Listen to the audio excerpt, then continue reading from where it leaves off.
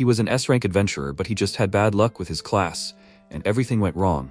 Guilt, despair, death. But his greatest enemy gave him another try. Even though he knows the future, he will have to become a monster himself and conquer the abyss. From now on, his path is not just survival, but a war for an ideal future. Will he be able to fix everything? Let's find out. 20 years ago, an event changed the world. That day went down in history as the beginning of a new era of dungeons. The main character, Kiyomi Aki, looked at the portrait of his sister in the locket and told her that he had finally reached S-rank. After apologizing to her, he headed to the portal and passed through it, finding himself in another world. Touching his bracelet, he looked at the system window with information about himself. He is 38 years old, level 50, and the assassin class. But even such characteristics did not please him at all, and he wondered if it was worth it. The team members who were already waiting for his entrance finally entered inside with him. After some time of walking through the dungeon, they came across a huge monster, a B-rank shadow wolf. The team leader asked him to do them a favor, and he agreed without much enthusiasm, after which he jumped up and headed towards the monster's paw, with which it intended to kill him. A second later, the wolf hit the ground with his paw, but seeing that there was no corpse, started looking for the guy. Aki meanwhile hid behind a rock and thought that even ordinary monsters have extremely huge strength. He decided to take advantage of this and, coming out of his hiding place, jumped on the wolf and plunged a dagger into its body. This only angered the monster. It turns out it could control its fur and cut Aki with it, which is why he was thrown right to the edge of the platform. The wolf growled loudly, already intending to devour him, but suddenly the team leader cut off its head with just a swing of his sword. After that, he mockingly asked, he couldn't even cope with this wolf. Did he buy his rank from some scammer, or is it age that makes itself felt? The rest of the team laughed at him, and he looked at them in shock, and the girl said that he did well for an assassin. They all laughed together, and he, starting to wipe his wound, said in his mind that he already knew that he was weak. When using the class, it turned out that the assassin was not designed for combat. Despite the enormous strength indicators, his rank was the only thing he could boast about, and all this was for the sake of seeing a smile on his sister's face again. He simply had to find medicine for her, and only for this, he continued to be an adventurer. However, the disease progressed quickly and, in the end, cut short her life. But he was still unable to give up his usual way of life. It completely exhausted him. He reached his limits. And to top it off, it turned out that the assassin is the weakest class for clearing dungeons. Time passed. The adventurers successfully enrolled several rooms, and their leader, sitting on the corpse, said that it was enough for today. They would return again tomorrow. And now they needed to discuss the reward. The girl healed him in an instant while Aki was gritting his teeth and holding his wounds. And then the team leader asked if he would mind being left without a reward. He agreed to this, and the guy happily exclaimed that this was great. It was enough that they were taking him into the party at all. Aki did not react at all. He had already gotten used to this kind of treatment. And despite this, he continues to be an adventurer, because dungeons are fraught with hidden opportunities. The rest was over, and they headed for the exit. Poor wounded Aki barely got to his feet, and then suddenly there was a roar from above, and the ceiling began to crumble. A huge monster came out from behind the column and blocked the adventurer's path. Aki opened his mouth wide in shock from its size. In front of them stood the mechanical dragon Kurulkan of the S-rank. The adventurers were not afraid of it at all. Only Aki understood that something was wrong here. This boss was different from the previous ones. The team leader swung his sword and rushed into battle with the others. But at the first encounter, they lost all their strength and realized how strong this monster was. They realized that they needed to run, and Aki thought that running was a smart move.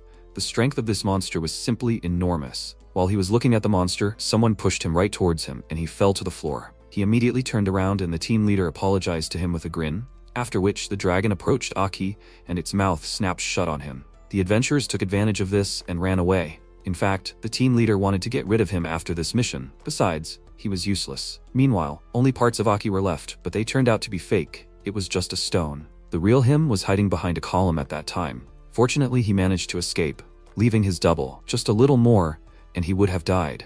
He can't believe that they abandoned him. Since he understood that he definitely couldn't cope alone, he decided to run away. But suddenly the dragon spoke. They would pass through the gate. Their end would be inevitable. Aki was very surprised, and then Kurulkan's paw was next to him, after which he himself appeared and said that the time had come. The gate had opened, and humanity did not have long left. Aki exclaimed that monsters could not cross the gate, to which Kurulkan answered him that he could. Aki looked at him in horror and thought that if monsters like him broke through the gate, then everything would end. So he could not allow this. He decided to stand in his way. Even if he had to die, he would hold him back. The dragon spread his paws to the sides and, gathering strength, shouted, "Is he ready to die for those who abandoned him?" He spat slime at him, but he avoided the attack and ended up behind him. Sensing this, the dragon turned around and hit him with its paw, but it was a double again. Aki himself was already high above him at this time. He landed on him and was about to strike him, but suddenly his blade broke on his armor, and he realized that it would not be easy to fight him. He noticed the dragon's paw quickly approaching him and wanted to dodge, but his bad leg failed him, and he ended up getting hit, from which he was thrown several meters and he hit the wall. Trying to recover from this, he told himself to pull himself together. He must have a weak spot. He created several clones, and the dragon aimed at one of them, then released a beam of light from its mouth, which passed right next to the shoulder of the real Aki. As soon as the beam hit the wall behind, an explosion occurred, and Aki realized that it knew where he was. Suddenly, he was blinded by a bright flash. He noticed a magic symbol on the monster's neck, its weak spot, and rushed to attack along with his clones, but Kurulkan exclaimed that it was pointless. He shouted back that it was not up to him to decide, after which the dragon swung its paw, wounding him. But despite this, he continued to firmly move towards his goal. Since his blade was broken, he activated the Phantom Blade. Meanwhile, the dragon got rid of one of his clones, and by that time he was already very close and struck at the weak spot. After that, an explosion was heard, smoke poured out of the dragon's mouth, and he himself was surprised that a person managed to pull off such a thing. But this attack was hard for Aki. He bet everything on winning. He smirked at this thought, but his strength was already at its limit. This was not bad for the weakest class. At least before death he looked cool. Meanwhile, the dragon was very happy. He called the man's attack magnificent, and admitted that he was a strong opponent. Creating a sign in the air, which was on his neck, he told Aki that the time had come, they would see each other soon. On this sign, the hands of a clock appeared, which began to spin. Meanwhile, Aki wondered if he managed to help the world at least a little. Suddenly, a system appeared. It informed him that for solo killing the mechanical dragon Kurulkan, he received a reward. He vaguely saw a system window in front of him and wondered what it was and whose voice was that. The system reported that there were no quests at the moment, and he, without even trying to make out what was written there, closed his eyes and thought that it did not matter now. It was time to die. But when he fell asleep, a loud ringing was heard. He jumped out of bed and turned off the alarm clock, staring into space in shock. Not believing what was happening, he jumped out of bed and ran to the bathroom.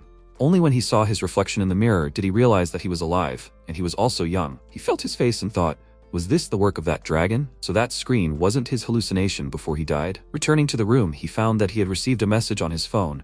His sister Natsu asked him to bring her a chocolate bar. Seeing this, he realized that she was also alive and cried with joy. He immediately pulled himself together and brushed away his tears, saying that the most important thing is that she is alive. Now, he no longer has the right to make a mistake. This time, he will not let her die.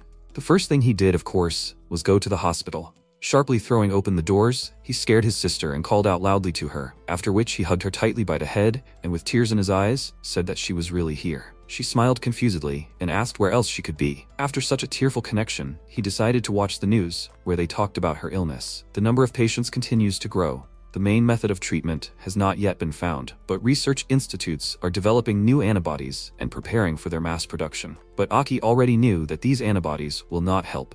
The cure can only be found in the future, in high-level dungeons, so he needs to reach a high rank as soon as possible. Deciding not to waste time, he went to apply to the guild. While he was walking down the street, a system window popped up in front of him and informed him that new quests were available. 10 kilometers of running on a slope, 20 pull-ups, and 30 loud greetings. He looked at it in surprise and remembered that this was the same screen that appeared before his death. It gave him a reward for defeating the dragon. Deciding to test it, he smiled, after which he found his first victim and loudly greeted him. The poor old man looked at him with fear, as did his dog. Not waiting for an answer, Aki quickly stepped aside under the loud barking of an angry little dog and thought that this was so awkward. Why did he need to greet someone loudly? But thanks to the old man and his dog, he had already done 2 greetings and began to complete other quests. He easily ran 10 kilometers down the slope, did 20 pull-ups, and greeted passersby loudly 30 times. Finally, the task was completed and the system gave him a reward, an experience bonus. His level increased to 3. The next task will be available to him tomorrow. He was very surprised that he was able to rise to level 3 so easily. Usually it takes a whole month to raise at least 1 level. He was very happy that he received power that his past self could not even dream of, and stretched out his arms to the sides, already imagining how he would become a great adventurer, and a sweet old lady put a candy in his palm, which he recently greeted. After that, he went to the guild and registered as an adventurer, and there, the administrator gave him a bracelet to check if he was suitable for this role. As soon as he put on the bracelet, an information window appeared in front of him, which said that he was now 18 years old, the recruit class, level 3, rank F. so he made sure that the level really went up, after which the girl said that the bracelet on his hand allows him to choose a class. So let him be careful. He thanked her and thought that his skills would depend on the chosen class. Then he confidently declared that he would choose the classless class, which made the other adventurers laugh and ask, does he want to clear dungeons from the couch? But they laughed in vain. Later they would find out that this is the most versatile class. The guild worker smiled awkwardly and asked, is he sure about his choice? Maybe he will think about it some more? But he no longer paid attention to her and looked at something in the system window, after which he went to the store in order to buy a weapon. He was interested in a sword called Demon Bite. At level 3 it is quite light, and he does not have the sword skill yet. In the end, he bought this sword. It is, of course, a bit expensive, but in the future, it will pay for itself. Since the organizational part was finished, it was time to go to the dungeon. The two novice adventurers looked at the portal in front of them, and still did not dare to enter. But when they saw that Aki entered it without a doubt, they decided that he was generally fearless. After passing through the portal, he felt nostalgic. He hadn't been here for a long time. Immediately bumping into monsters, he took out his sword and cut several slimes. He managed to kill them very easily. It even surprised him. Because of the difference in levels, he bursts them like bubbles. After that, he found another opponent, a skeleton swordsman. He easily chopped his bones and thought that in the past, it would have taken him much longer. Wiping the sweat from his face, he thought that it was so cool, after which he began to collect magic stones. In fact, they are batteries that store energy. In their world, they are worth a lot. They are the ones who go into dungeons. Suddenly, a menacing roar was heard behind him. A rare E-rank monster named Oros appeared. Aki immediately rushed to attack and thought that he was an infrequent guest of the dungeon, but strong enough. Swinging his sword, he struck, but the skeleton blocked it with a shield. His hand trembled under the onslaught of his sword, but then he suddenly raised his shield, causing Aki's weapon to fly. After that, Oros used a sweeping strike, and immediately after that he used the blade dance skill, but Aki blocked each of his attacks. While he was doing this, he was completely calm, and thought that this was the true strength of a classless. This is the same hidden power that will only be discovered after 15 years. A classless has a 10 times higher skill increase speed compared to other classes. While he was fighting Oros, he mastered his skills, sweeping strike and blade dance. A high level of skill allows him to master the enemy's technique, so luck is on his side in this life. Leaving the monster without a weapon, he dealt a fatal blow, breaking its bones, after which a D-rank magic stone appeared on the ground. After that, he returned to the guild and the administrator noted that he returned quite early. He agreed with her and said that it was a surprise for him too, and then she asked if he had a hard time because he didn't have a class. He told her that it wasn't like that at all, and then he put a bag full of magic stones on the table, saying that it was easy. Suddenly, one of the adventurers grabbed his shoulder and exclaimed, "How could a newbie like him clear the dungeon alone?"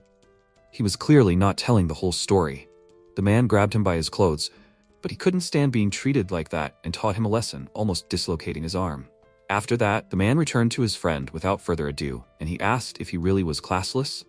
By this time, the girl had already calculated the cost of the magic stones and credited his account with the reward, which was 101,000 yen. Suddenly, a system window appeared in front of his eyes, informing him that an emergency quest was available, which made him very excited. It turns out the emergency task was to sing in the square for 5 minutes, which really angered him, but there was nowhere to go. He went out to the square and started singing loudly, which attracted the attention of passers-by.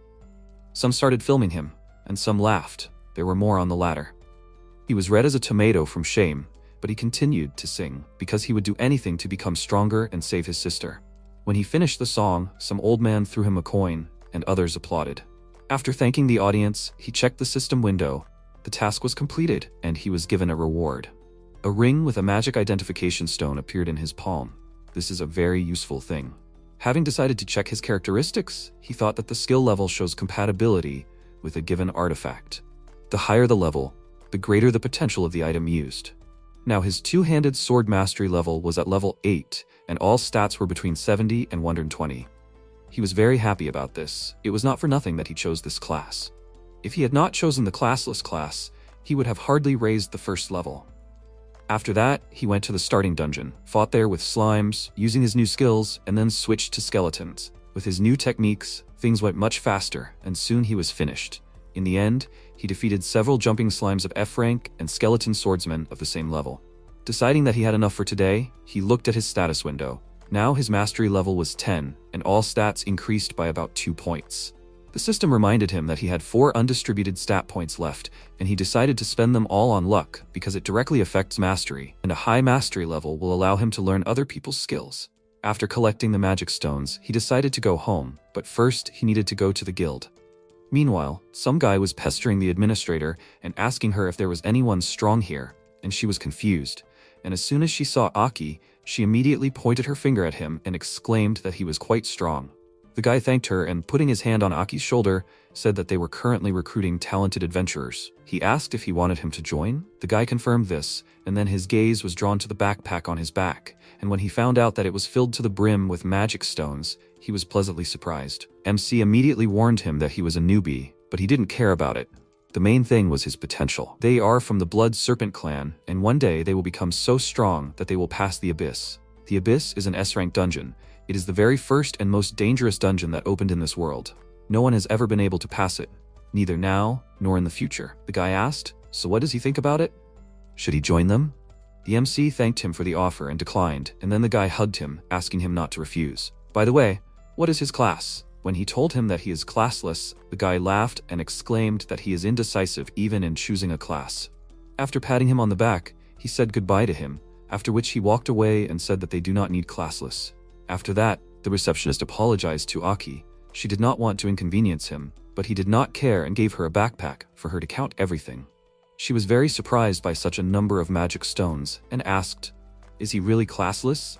He told her that it was just a class, and at that very moment, a girl appeared in the guild, who riveted all eyes on her. She walked up to the front desk and greeted them, and the MC thought she was cutting in line and asked her to wait, but in fact, she walked up to him. He looked at her with a straight face and thought she was pretty, and the girl said that she accidentally overheard them. He actually cleared the dungeons as a classless. He confirmed it and asked why everyone was so worried about it. She told him that everyone was just curious. So why did he decide to become classless? Does this class really have any advantages? He vaguely told her that it was possible, which made her chuckle. She liked him and decided to get to know him.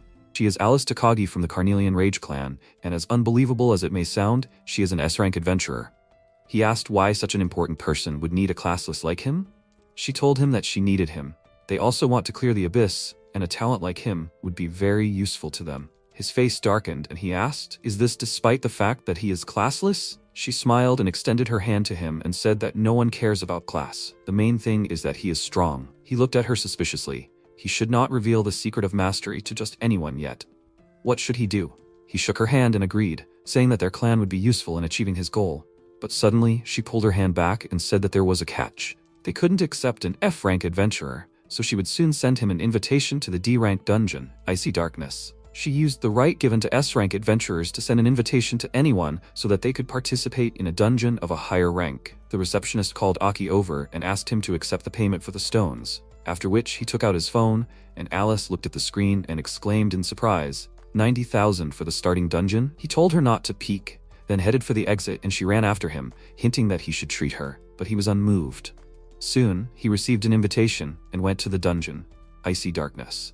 As soon as he passed through the portal, cold streams of wind and snow hit him in the face. Because of the blizzard, he walked forward blindly, and through the howling wind he heard the crunch of snow next to him. A dark silhouette appeared in front of his eyes, which suddenly grew in size. The monster aiming at him, a polar bear, stood on its paws and screamed menacingly. MC immediately took out his sword and thought that he did not expect to see it so early, after which the system offered him a task. He needed to hold his breath for 60 seconds. He gritted his teeth in irritation. He was already tired of these idiotic tasks, but now was not the time. A huge paw of the monster was already hanging over him. Jumping aside, he dodged the blow and noted that at level 4, this was much easier for him. Immediately after that, he struck with his sword with all his might, but not as strong as he would have liked. This bear has thick skin, so he cannot delay the fight. He had no choice but to accept the quest. After which he held his breath. 49 seconds had already passed. He held his sword in front of him, and at the moment when the bear pounced on him with a roar, he blocked the blow and thought that he had only been in the fight for 60 seconds. But it felt like an eternity had passed. Finally, the quest was completed and he immediately took a deep breath. He was given a reward and his level increased to 5, after which he felt a surge of strength and, using the blade dance skill, chopped off the monster's paw, after which he delivered a sweeping blow that instantly ended it.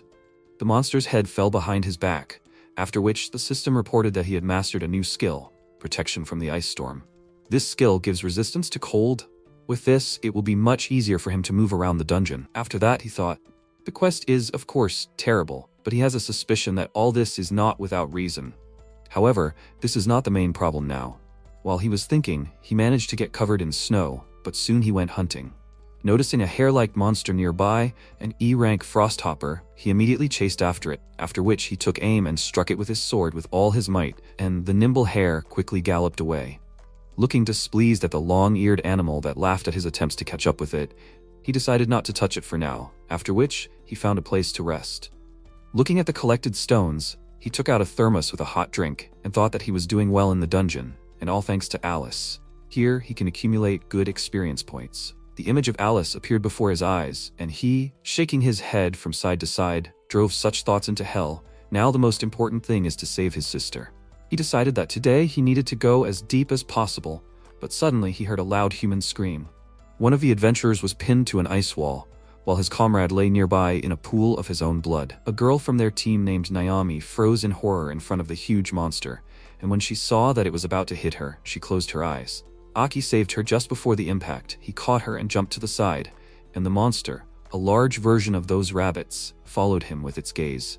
He was happy with his successful dodge, after which he took a handkerchief from his pocket, spread it on the snow and sat Naomi on it, saying that he would help her. She immediately melted from his actions. The adventurers were happy that the stranger had come and already thought that they were saved. But their opinion quickly changed when they found out that he was classless.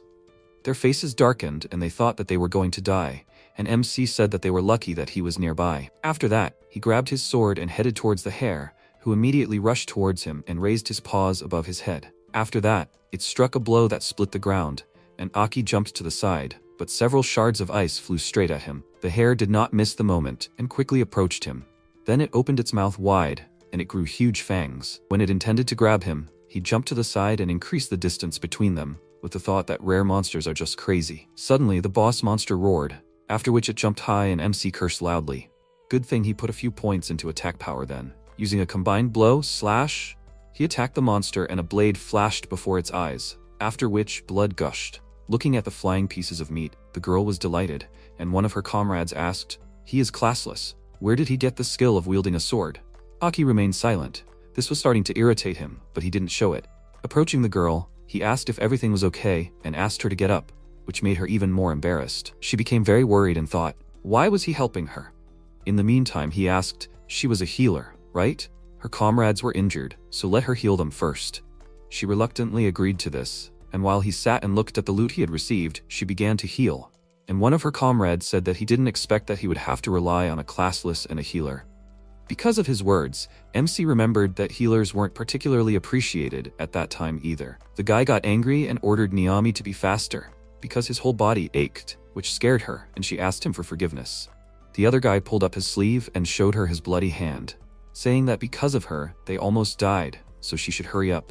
She started her treatment again, and Aki pointed out that they didn't see how strong she was. Suddenly the guy exclaimed, "Can she go faster? If she doesn't hurry up, she'll be soloing this dungeon." She started crying, and suddenly the MC came up to them, telling them to kick her out. This only made her more upset, but when he said that she was clearly not appreciated here and invited her to join him, she looked at him with delight and burst into tears, after which she embarrassedly exclaimed, "Is this a marriage proposal?" He told her that she was absolutely wrong, then said that she had great potential, and with his help, she would reveal it. He extended his hand to her and asked with a smile, "She believes him, right?" Looking at him, she realized that there was something in him that others didn't have, after which she took his hand and confidently declared that she believed him. He promised her that he would not let her down, after which he briefly said goodbye to her and left, leaving her confused. From the dungeon, he immediately went to the guild, and the administrator, seeing the magic stones, asked in surprise, did he really bring this from the icy darkness? Taking them, she said that he would definitely be promoted to E rank, and he thought that in this case, he would be able to enter the D rank dungeon even without an invitation. The magic stones were transferred. The girl turned to him and noted that this was the first time that a classless had raised his rank. An E rank can try his hand at a D rank dungeon. From this moment on, he is no longer a rookie.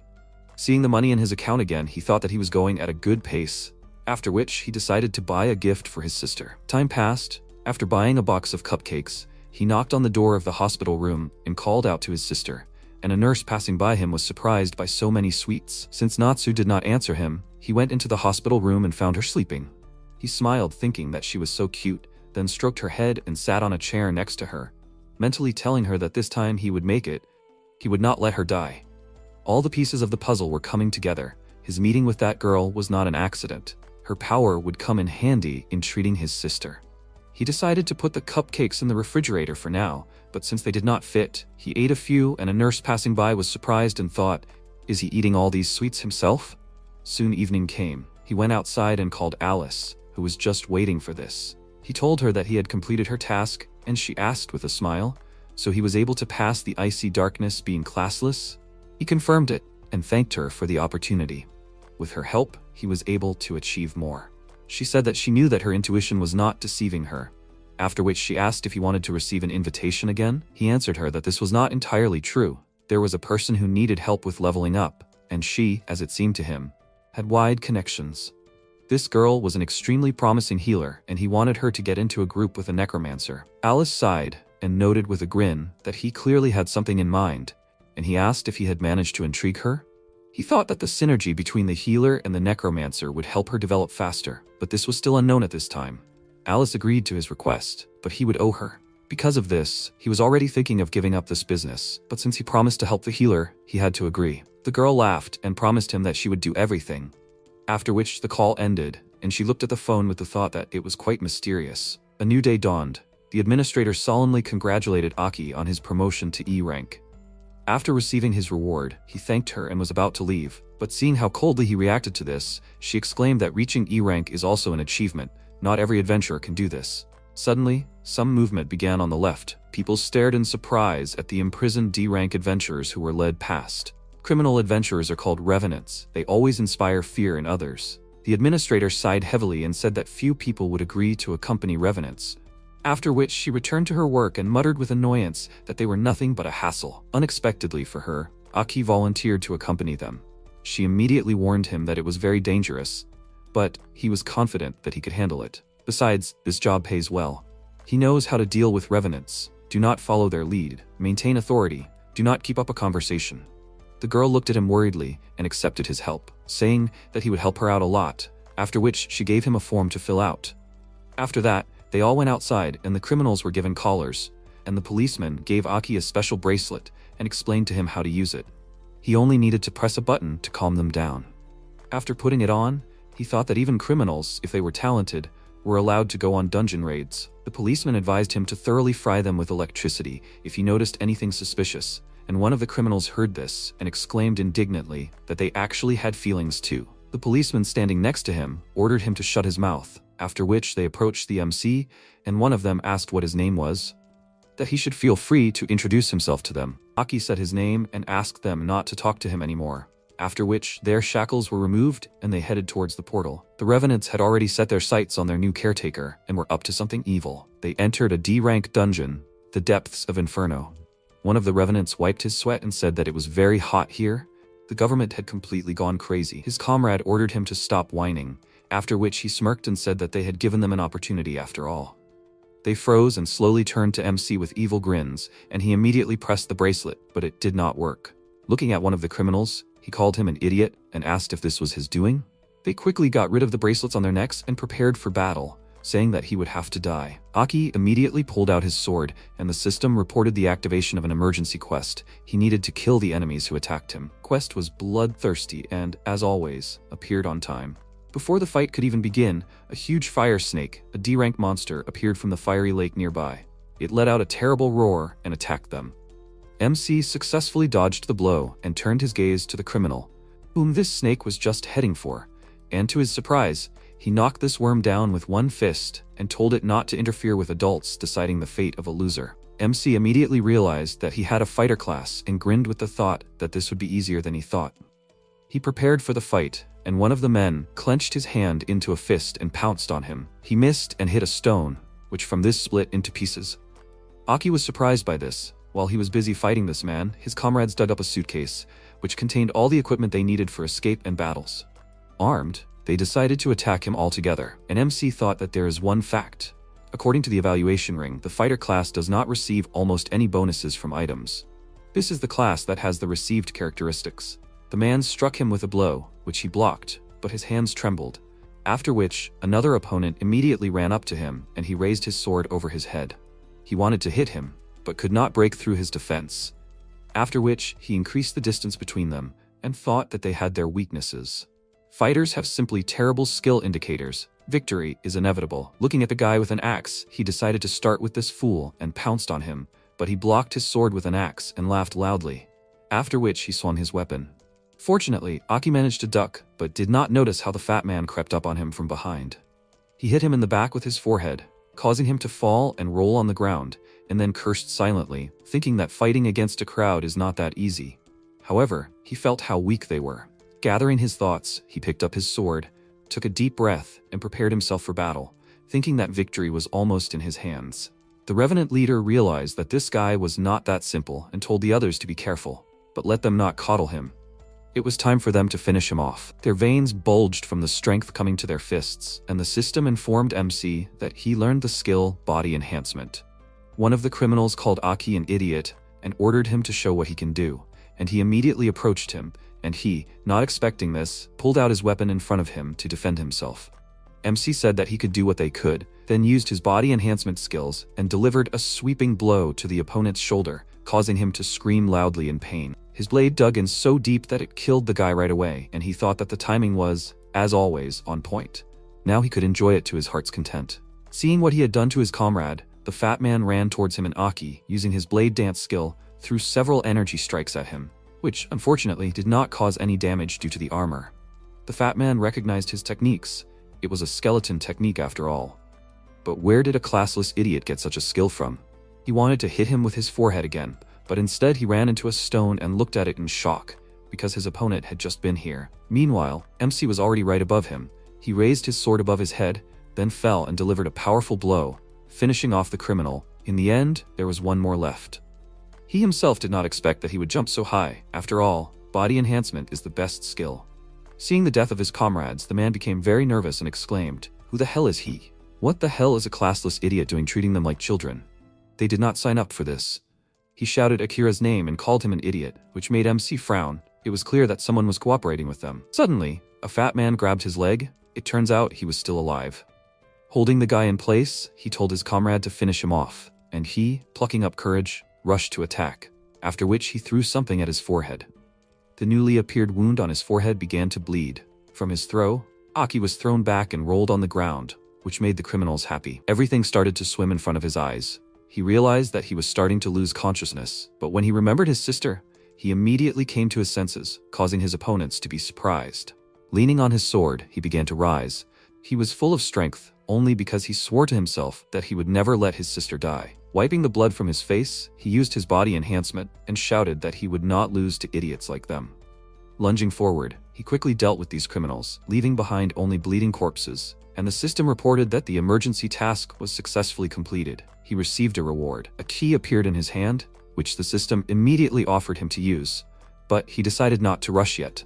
After that, he carried the bodies of the revenants out of the dungeon, and since he spent a lot of energy fighting them, he began to lose consciousness, and the police became very worried. He fell to the ground unconscious, and the men hurried to call an ambulance for him. Meanwhile, the same Akira called someone to figure out what was going on. The man apologized to him, explaining that someone had interfered, and Akira wondered who the scumbag was. The man gave him information about him, and the guy mockingly asked, "Is he kidding?" The man told him that this was accurate information, which made him laugh and ask, was it a classless E-ranker who did this? He shouldn't have crossed him. He won't calm down until he pays him back. This guy's full name is Akira Babazono. He's a streamer and model, and also an S-rank adventurer, as well as the founder of the Blood Serpent clan of assassins. Now Aki is definitely finished. Time passed. After that incident, MC sat down at home and started training. It seems like he recovered from that fight, but he is tormented by one question. Who is behind those idiots? He's probably not as weak as they are. That's why he needs to get stronger. He can't take such risks anymore. After finishing the push-ups, he took the key that he recently received as a reward and wondered what it was for. The system offered him to use it, and he agreed. After which, a portal suddenly appeared next to him, and he was pulled inside. He disappeared from his room and fell face down in the sand, then raised his head and looked around. Seeing golden sands and huge rocks ahead, he realized that he was in a dungeon, and it was called the Labyrinth of the Sunstone. This is bad. All his equipment remained in the outside world, so he needs to get out of here. He wanted to get up, but suddenly felt crumbs under his clothes and began to shake himself off in irritation. When falling, sand got everywhere it could. Time passed. He wandered through the dungeon, enduring the scorching sun. Wiping the sweat from his face, he noticed that there were no monsters visible at all, and this smelled like trouble. He took a step and an unexpected sound was heard, a crunch, as if he stepped on something. He decided to check what was hidden under the sand and dug up a blue magic stone, and he immediately realized where he was. It was a dungeon with resources. He immediately fell to his knees and began to dig the sand, thinking that this couldn't be happening. This dungeon was super rare. The rarest magic stones could be found here, including the stone that would save his sister. Time passed. He dug up many magic crystals. His hands were already bleeding, and he himself was very tired. Finally, he found what he was looking for. The moon magic stone. He picked it up in shock and smiled when he realized that he wasn't imagining it. With it, his sister would finally recover. And all this thanks to the key he received for completing the quest. The disease that struck Natsu would later be called a magic vortex. The only substance that could cope with this ailment was the extract of the moon magic stone. To create a cure, 10 such stones were needed. A start had been made. He still had to find 9 more. With renewed vigor, he continued excavating. But no matter how much time passed, he still could not find another such stone. He hit the sand with his hand in despair and caught his breath. After which, the system reported that time was up. The dungeon would soon close. The movement begins. He cursed loudly and a portal appeared behind him, which began to pull him inside. He tried to grab the sand and asked the system to wait. He was not finished yet, but the portal was stronger. It pulled him in and returned him home. Falling to the floor, he clenched his teeth in frustration, and then quickly rushed to the place where the portal had just been, and began to pound the wall with his hands with heart-rending screams. His bloody palms stained the white walls, and he bowed his head in despair, thinking that this was not enough. After he calmed down, he lay down on the bed and looked at the moonstone with the thought that in all this time he could only find one. Closing his eyes, he played through the events in his head that led him to the key, and realized that he needed to get into the dungeon with resources again. The key is probably given for extremely dangerous tasks, but it's a small price to pay for saving his sister. Suddenly, there was a crunching sound behind him. First he thought it was the remains of sand, but instead, he pulled out an unknown magic stone from his pants, amber with an insect. In the end, he has this and the moonstone.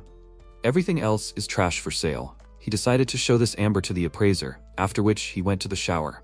But as soon as the water got on his wounded hands, he screamed in pain. The next day, he will go to the hospital to see his sister, and again brought her something. She was very happy about his arrival, and when he said that he had a gift for her, she clapped her hands in anticipation, but when he showed her a pendant made of moonstone, she was not delighted. Natsu apologized to him and smiled awkwardly, saying that she did not need it. He was very surprised and exclaimed, "What's wrong?" She told him that this pendant was a little tasteless. He was very upset by this and decided to leave, but at the end he clarified, "Is she sure she doesn't need it?" She confirmed this and wished him good luck at work, after which he left the hospital room and with tears in his eyes put the pendant on his neck, and the nurse thought, in surprise, did he buy everything for himself again?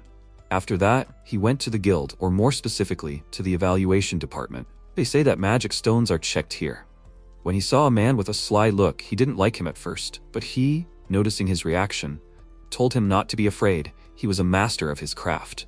He was afraid for a second that he read his mind, after which he pointed to the moon magic stone and said that he would like to know more about it. But let him look at this first. He put the amber on the table, and the man, having carefully examined it, looked up at it with a grin and said that he was lucky. This thing is extremely unusual. This is a magic stone that can enchant weapons. Thinking back to how he had come across such stones before, Aki mentally called it trash, and the appraiser said that it was strange. He looked like he didn't care. This is the amber magic stone of Chigui. Let him not underestimate it. MC had an idea. What would happen if he enchanted a sword with this stone? He asked the appraiser about it, and the appraiser told him that he didn't know, but selling it would ensure his early retirement. Seeing his cold reaction again, he asked if he wasn't interested. Let him just imagine, he's so young and doesn't have to work. Aki thoughtfully rubbed his chin and said that he knew that Chigui absorbed the souls of the monsters whose blood it drank, gaining their power. Is this stone capable of granting the same ability? The appraiser shrugged and told him that he wouldn't know until he tried it himself. MC smiled and asked if he could enchant the sword. The man agreed, and after a while gave him the enchanted sword, saying that it was nice to have and do with it. Now he had to try it out, but he didn't even know where. and the guild just had a room specially designated for this. The training ground, Summoner's Hall. The guild worker, a girl mage, asked Aki to come over. She checked his bracelet and, having learned his class, treated him like everyone else. After which she created a magic circle on the floor and said that in that case, this monster would suit him. The magic circle sparkled brightly under their feet, and then an E-rank monster appeared in the center of it, a fluffy one. It seemed cute in appearance, but its huge mouth and sharp fangs confirmed that appearances are deceiving. He looked at the fluffy monster without a drop of fear, and then with one swing of the sword he cut it in half, and suddenly green energy appeared around the blade. It absorbed something from the fluffy monster's powers. Seeing this, the girl was very surprised, and MC's magical defense meanwhile increased by 1 point. He immediately checked the status window and realized that his stats had increased. The girl asked what it was, and he asked her not to pay attention to it, after which he asked with a grin, "Can she only summon weak monsters?" His words touched her and she decided to show him her powers. From now on, monsters will be summoned until he gives up. At that very moment, a guy and a girl named Yuki entered the training hall and asked for permission to join, to which the summoner answered them that it was Aki's time now, so let them wait their turn. The man took a black card out of his pocket and asked, what if he asked for a mass summon? He turned to Aki and asked, he doesn't mind, does he? Of course, everything will be at his expense. The girl was very happy with such a big order, and from a VIP person, and MC wasn't against free monsters either. Having heard his consent, she got down to business and, having looked through their information, created a magic circle on the ground and summoned many goblins, the number of which surprised Aki. An adventurer passed by him and said that this was expected from a summoner. By the way, what is his class? He answered him that he was classless, and the man raised one eyebrow in bewilderment, and then laughed and apologized to him for dragging him into this. He told him that it was nothing to worry about, after which the man and his woman took out their weapons and began to fight. Noticing the adventurers quickly approaching them, the goblins decided to pounce on them first, and one of them jumped and hit the guy with a wooden club, but he blocked it, then swung it at his legs, causing him to fall. After that, he raised a dagger over him and stabbed him in the chest, causing a scream to ring out throughout the room, and he turned to his friend, happily telling her that he had already killed one. She showed him the bloody blade and said that she had done it too, after which the guy was about to attack the rest of the monsters in anticipation. But when he saw a pile of corpses on the floor and MC standing in the middle of them, he froze in surprise. Aki said calmly that they quickly ended, and the guy and the girl exclaimed in surprise, "Was it he who killed everyone?" MC confirmed this and, patting the man on the shoulder, thanked him. He himself could hardly afford such a mass summoning. He said goodbye to them and headed for the exit, but the summoner stopped him and noted that his movements did not look like an E-rank. "This is simply unbelievable. Who is he?" He said his name and class, and the girl's face darkened, after which she invited him to come again. But next time she will summon stronger monsters, and it will not be so easy for him anymore. He only smiled in response and went to the locker room. While he was taking a bath, he thought that he killed 42 goblins, but received only 3 points. Apparently, he cannot absorb the soul from all monsters. However, now his strength will increase with each kill, and this is very good. When he came out of the locker room, he found the guild workers running around in alarm. One of them noticed him and asked, "Is he his adventurer?" After hearing a positive answer, he informed him that they had a breakthrough again, so all the adventurers should urgently head to the dungeon. This news made Aki worried. The dungeon breakthrough occurs because there are so many monsters inside that they start coming out into their world. A system window with an emergency task appeared in time, which made him happy. He needs to close the breakthrough by eliminating the cause. These words confused him. Does a breakthrough have a cause? He thought that it happens by chance. The man told him not to stand still. His help is needed at the front. MC agreed and went to the locker room to collect all his things, and the man began to hurry him. The next station is Shibuya. People ran in panic in all directions and goblins pursued them. The running girl tripped over something and fell, and in the goblin's eyes, she immediately became an easy target. He pounced on her and she screamed loudly in fear, but the danger was over. The goblin lost his head. Aki came to the rescue in time, and the girl, first looking at him, and then at the goblin's corpse, called him a warrior, and thanked him for his help. He told her that he was not a warrior, but classless, and this greatly surprised her. Despite the fact that he had just saved her, she rushed to run and with tears in her eyes screamed that they would all die, and he looked after her in bewilderment and asked, "Was she serious?" Meanwhile, the rest of the adventurers encountered a serious opponent. One of them had already left the formation, trying to strike him. A D-rank hobgoblin robbed a store and ate something, then came out of the darkness, and the adventurers, realizing how strong this monster was, immediately started running. leaving their comrade. They ran past the MC and the remaining adventurer told him to run. It was dangerous here. If he stayed, he would most likely die, but he was not going to run. He took out a sword from behind his back and confidently introduced himself to him, and also named his class. And then the man in shock thought that he would only get in his way. Suddenly a car flew towards him. Seeing this, he was very scared, but at the last moment he managed to jump to the side. Meanwhile, the hobgoblin laughed. He liked this sight and began to clap his hands happily. And Aki thought that this type of monsters have high attack, but they are deprived of intelligence. He told the man that they still have a lot of work, they need to finish him off and quickly. After catching his breath, he stood up and told him that everything was simple in words. But MC didn't listen to him and said that he would distract him, after which he started to run. The man thought that he had simply abandoned him, but for some reason, the hobgoblin didn't fight him and preferred to pursue the fugitive. Aki turned around and nodded briefly to the man, and he, trying to understand what he was trying to tell him, looked at the monster's back and finally realized what he needed to do. Since the entire back was open, it was just the perfect place to strike, and he thrust his sword into the goblin. But this only angered him. He turned around displeased, and the adventurer, meeting his gaze, shuddered in fear, and when he saw that the enemy was swinging his sword, he cursed loudly. MC arrived in time. He pierced the goblin with his sword and told the man that he did a great job. After killing the hobgoblin, his attack power was increased by 1. Extending his hand to the man, he asked if he was okay and could continue fighting, and the man stared at him in surprise. His mood suddenly changed, and he grabbed his hand with a confident smile, saying that he still had plenty of strength, but suddenly there was some noise from the side. Several high-ranking adventurers ran down the street, and the man happily said that here came the cavalry.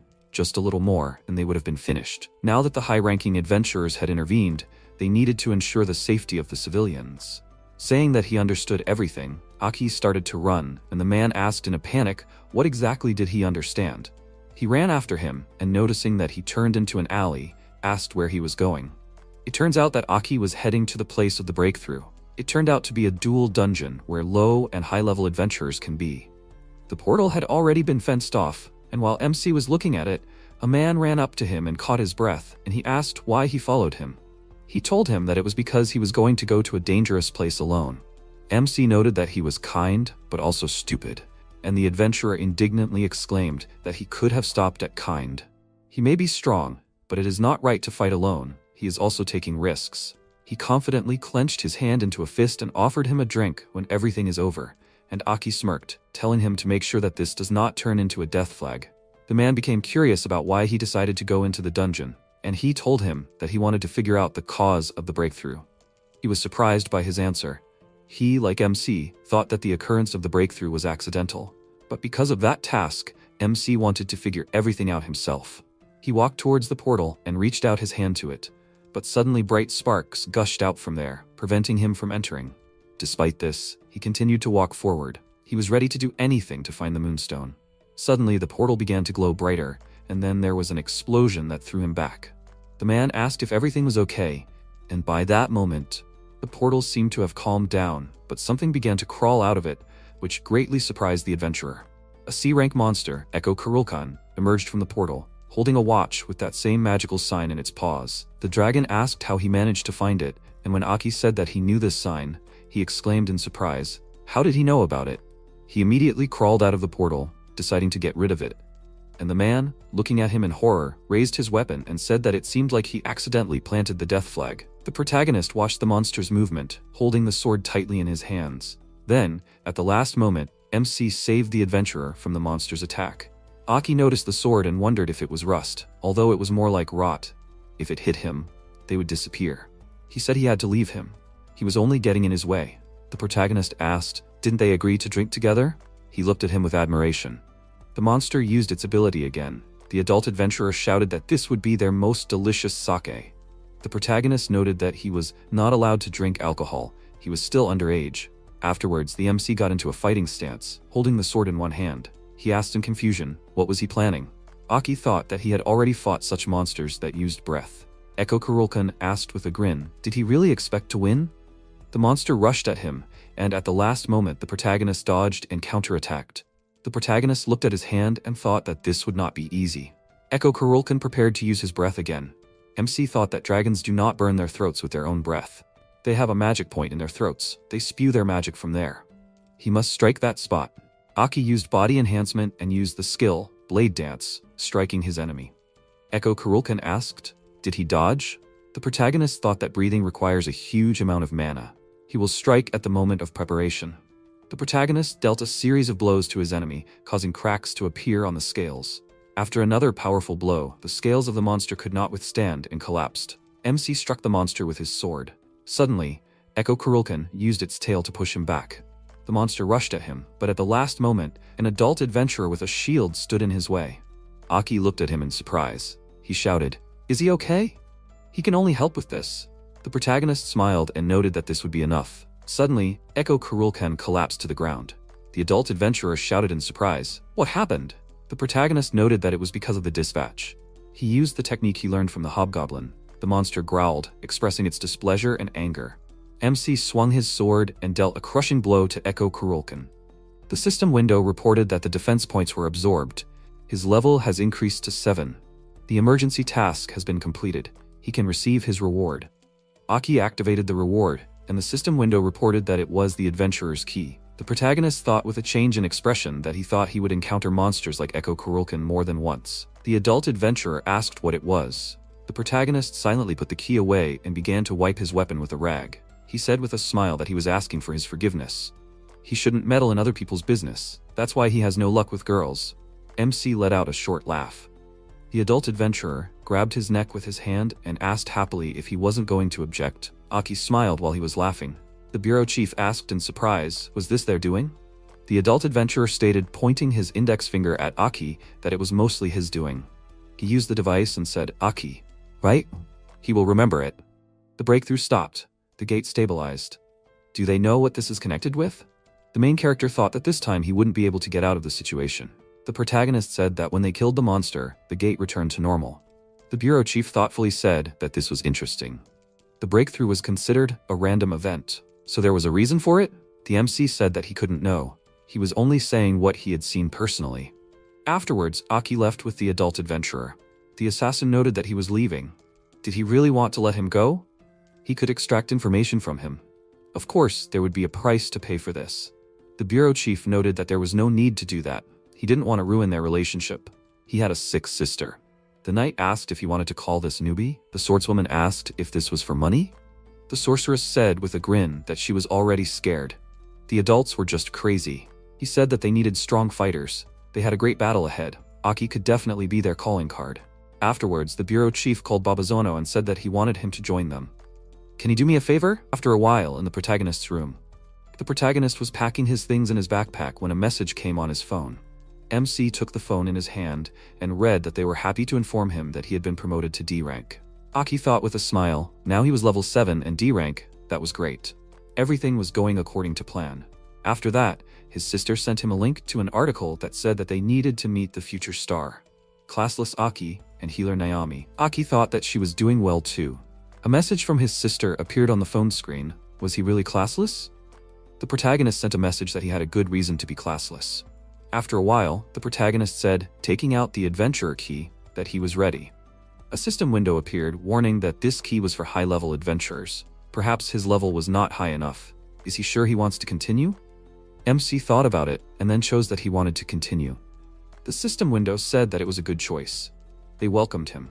Suddenly, a gate appeared and began to pull Aki inside.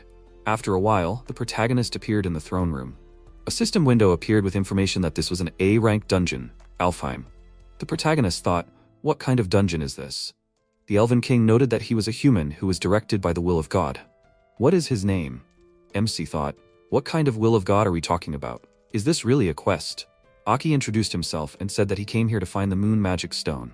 He asked to cure the magic disease, so it was true. If he wanted, he could make healing potions. However, the moon magic stone is also valuable to them. The protagonist furiously asked, do they really want him to take it by force?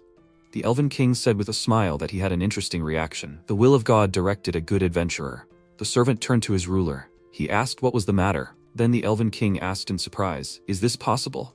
Is he classless? Is this accurate information? The protagonist asked if there was some problem. He nervously said that it was nothing to worry about. The Elven King thoughtfully said that the will of God is never wrong. His task would be a duel with a great sinner. MC asked what that meant. He explained that the sinner's crime was killing his own kind. This monster enjoys killing peaceful citizens of his country. He uses magic to sow chaos and destruction in settlements. For them, killing their own kind is a terrible sin. Aki asked, crossing his arms, that's why they need an outsider, right? He noted that his judgment was correct. They would reward him if he fulfilled their request. The protagonist smiled and said, extending his hand, that he agreed. The Elven King rose from his throne and shook the man's hand, saying that the duel would take place tomorrow. Until then, he suggested that he explore the city. The protagonist asked, do they have a city? After a while, on a city street, an elf greeted Aki and said that she would give him a tour of the city today. MC noted that this was somehow unusual for him. Is this really a dungeon? She said that this dungeon is special. Guests from other worlds come here once every 10 years. Aki asked, what happened to the guests? The elf noted with a smile that they died. The protagonist said that now he understands. The protagonist thought that she was talking so calmly about death. After a while, the elves in the square were loudly applauding. She noted that there seemed to be some kind of event going on. Does he want to take a look? MC said that he would not mind taking a look. The street performer said that they could come closer. He wanted to show them an interesting little spell. He used the skill boost and launched a fireball into the sky, and then blew it up in the air. Aki thought in surprise that it was impressive. And it was a fireball?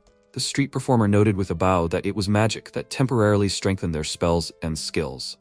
The elf said with a smile, while the elves cheered happily, that it was a newly invented spell. The system window reported that he had learned skill enhancement. The protagonist applauded with a smile and thought that it was great. He had easily received a useful buff.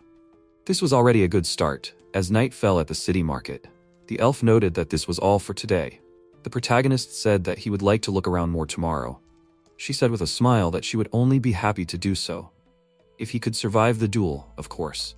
MC looked at her with a gloomy expression, and then said goodbye to her. Sometime later in the arena, Aki was waiting for his opponent on the court. A huge elf was brought into the arena, and the protagonist thought, what did they feed him? The sinner asked with a grin, if he killed him, then he would be completely justified, right? He used a spell, Macrophelna, which enveloped the skies in dark energy with a magic circle. The protagonist gritted his teeth and thought, could he seriously change the weather? The sinner said that the fight should be spectacular. He would become a victim of a great spell. Then a downpour began, and he used a spell, Aquanavarium, due to which streams of water surrounded Aki from all sides. The protagonist covered his face with his hand and thought that it was a curse. It was like he was standing under a waterfall. The protagonist grabbed the hilt of the sword with both hands. The opponent used a spell, Noctiviscaria, and a viscous substance formed under his feet. As a result, MC was trapped. His feet sank into the ground up to his waist. Aki thought, sinking deeper and deeper into the ground, what kind of witchcraft is this? The protagonist shouted, trying to free himself, that it was a curse. The elves on the platform joyfully called for him to be killed. The sinner asked, what was wrong with the man? He had only just begun. He shouted, grinning maliciously, that he was a greedy idiot. He should be afraid of his overwhelming power. The servant noted that it was still too hard for humans. The Elf King said that it did not matter. The main thing was that none of the elves would die. The protagonist thought that at this rate, his head would be hung over the fireplace. MC activated body strengthening and skill enhancement, and he was able to escape from the trap. Aki thought that he was lucky to have met that street performer. Now it was much easier for him to move. The protagonist used the skill Blade Dance, bringing down energy in the form of a crescent moon on his enemy. The sinner blocked the blow with ice magic and said, directing the magic at him, that human magic is so primitive. The system window reported that the passive skill, Ice Defense, was activated. Effect, Protection from Cold. He shouted, using his abilities, that now he will show all his power. The sinner used a spell, Crystallis Chimeras, and shards of ice appeared above the protagonist's head, which then fell on him. A huge block of ice formed in the arena, and the elves in the stands joyfully exclaimed. He shouted that the show was over. Now he is a free elf. The sinner asked, turning to the ruler, is this true? The Elf King remained silent, and suddenly the block of ice was destroyed by powerful energy. They all stared at the block of ice in surprise. MC used a sweeping blow to free himself from imprisonment. He asked with a grin, does that mean he was able to survive? That's even good. Aki thought that he is not as strong as he thinks. This elf reminds him of someone. The sinner stated that he would at least have some fun. He said, creating a sphere of dark energy in his hand, that it was time for them to up the ante. He would show him true skill. The protagonist thought, smiling, so he decided to strengthen his abilities. He wants to see how far he can go. In any case, he knows how to defeat him. The protagonist remembered that he once met a stupid elf in the dungeon. He accidentally set his hair on fire with his own spell and ran away in panic. Most likely he mistakenly thought that he used it. He did not understand magic at all back then. He sees an opportunity for his victory. MC looked at the audience, and the sinner shouted that he should not be distracted from the fight. Suddenly, in an instant, MC closed the distance between them. Aki used his skills and tried to hit him, but he dodged with a grin. Then the sinner used magic and deftly dodged the next blow. He asked, "Is this really the only thing he can do?" The protagonist smiled, and the elf suddenly began to lose his hair.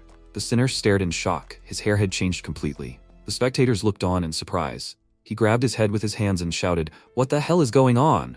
The protagonist noted that most of the elves' mana was concentrated in their hair. Or did he not know that?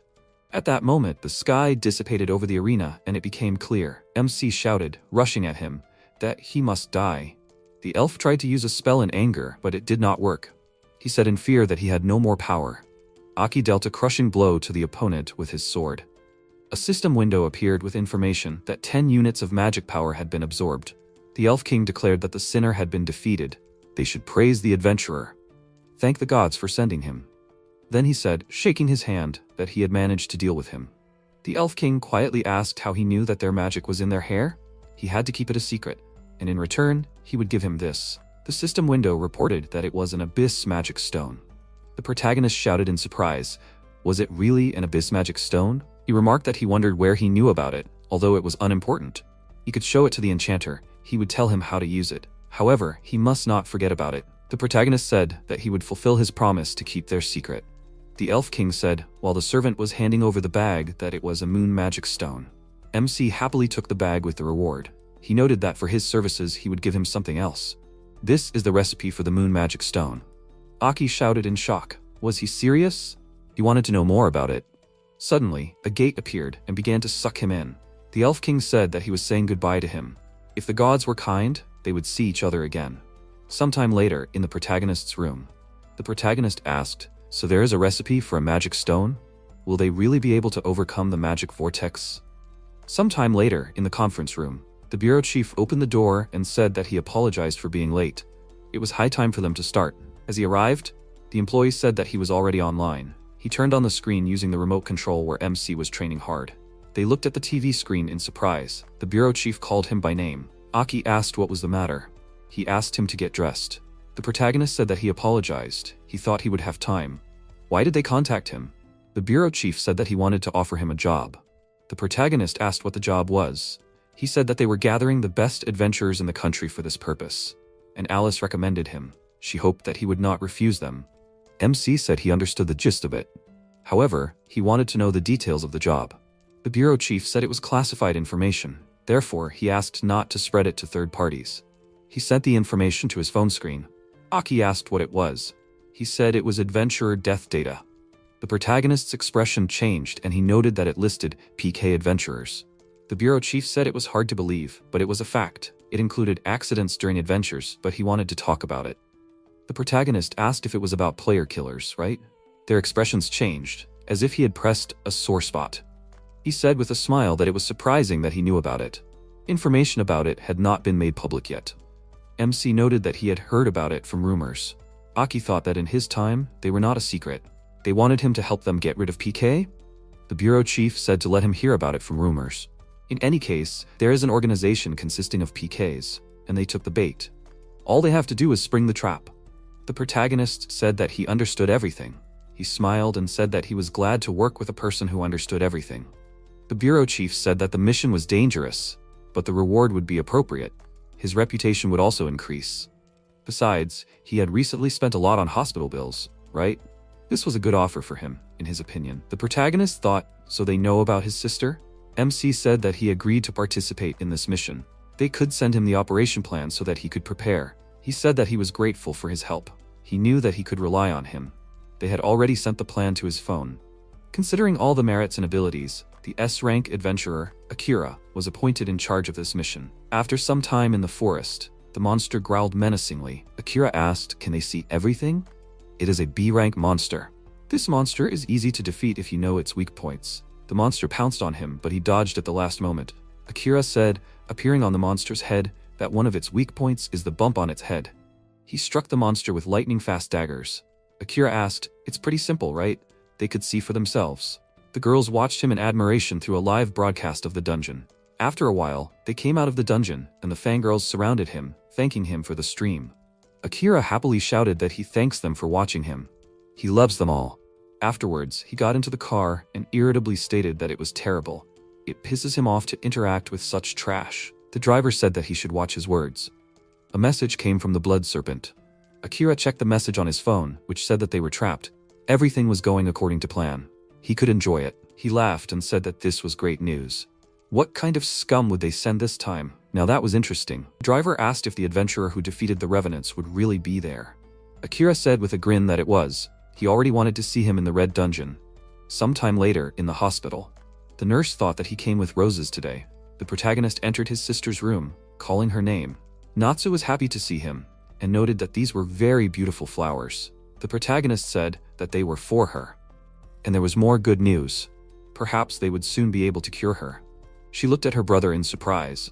Natsu noted that the doctor said that such a disease was incurable. MC took her hands and said that everything will be fine. She said with a smile that she believes in her brother. At this time, the nurse watched this touching scene, wiping away her tears. After Natsu said, showing it in the book, that the language of yellow roses means the fading of love. Aki was shocked by this news. The protagonist left his sister's room upset. The nurse thought that he still does not understand many things. It can also mean selflessness. After some time in the park near the hospital, the protagonist decided to call Alice. She asked how he was doing. MC said that he was told that she recommended him. Alice asked, "So about that job?" She thanks him for taking on this mission. Unfortunately, she cannot go there. However, there should be other strong adventurers there, such as Akira Babazono and Ichinose Eru. These two are very strong adventurers. Aki said that he understood her. The protagonist thought, so Akira has the assassin class? Then Alice asked if they could go on a date after finishing this job. The protagonist asked if she was serious. She said that she insisted on it. He is very talented, as she expected. She wants to get to know him better. The MC said that he will think about it. Alice happily said that he is so untouchable. It is even cute. She will wait for their date. Aki thought, is this really the prime of his youth? After a while, the adventurer manager said that he is grateful to everyone who came here. Tonight, they will put an end to the nightmare of all adventurers. They will stop the PK adventurers. It will be hard work, but they will definitely do it. And he appoints him as the leader of this mission. Akira said, introducing himself, that they can rely on him. The system window reported that Akira is an S-rank adventurer. His class is assassin. He confidently said that together, they would definitely win. The adventurers started to applaud him, and the protagonist joined in, clapping his hands subduedly, studying him carefully. Eru asked, "Isn't that Aki?" MC asked, depending on who's asking. She asked, "Didn't Alice tell about her?" Eru said, introducing herself as Alice's first student. The system window reported that Eru is an A-rank adventurer. Her class is an archer. She looked at him carefully and noted that Alice values him very much. Eru irritatedly said that, however, she will not lose. Shirota Taiki asked, what was she making such a fuss about? She angrily told him to shut up. She introduced her ally. The system window reported that Taiki is an A-rank adventurer. His class is an alchemist. Eru asked, why did Alice recommend such a low-rank adventurer? He noticed that she probably knew more about him than they did. She said irritably that he shouldn't protect him. Taiki thought that she was being noisy as usual. Suddenly, a system window appeared with a task that he should steal Akira's smartphone. The protagonist thought in surprise, why do this? Are they making fun of him? At that moment, Akira was watching him with a smirk. Sometime later, on the plane, the protagonist was watching a video on a tablet. A miniature knight on the screen said hello and said that he wanted to explain the plan for today's operation. In the dungeon, rookie adventurers acting as bait are being briefed by a mentor. Due to the confidentiality of the information, they were not told about today's plan. Blood Serpent and his team of player killers fell for the information they sent them, and now they are planning an attack. They, the hunter team, rush in at the moment the killers appear, and their goal is to eliminate all these PKs. That's where the explanation of the operation plan ends. He wishes everyone good luck. After a while, MC watched as Akira calmed down the other adventurers.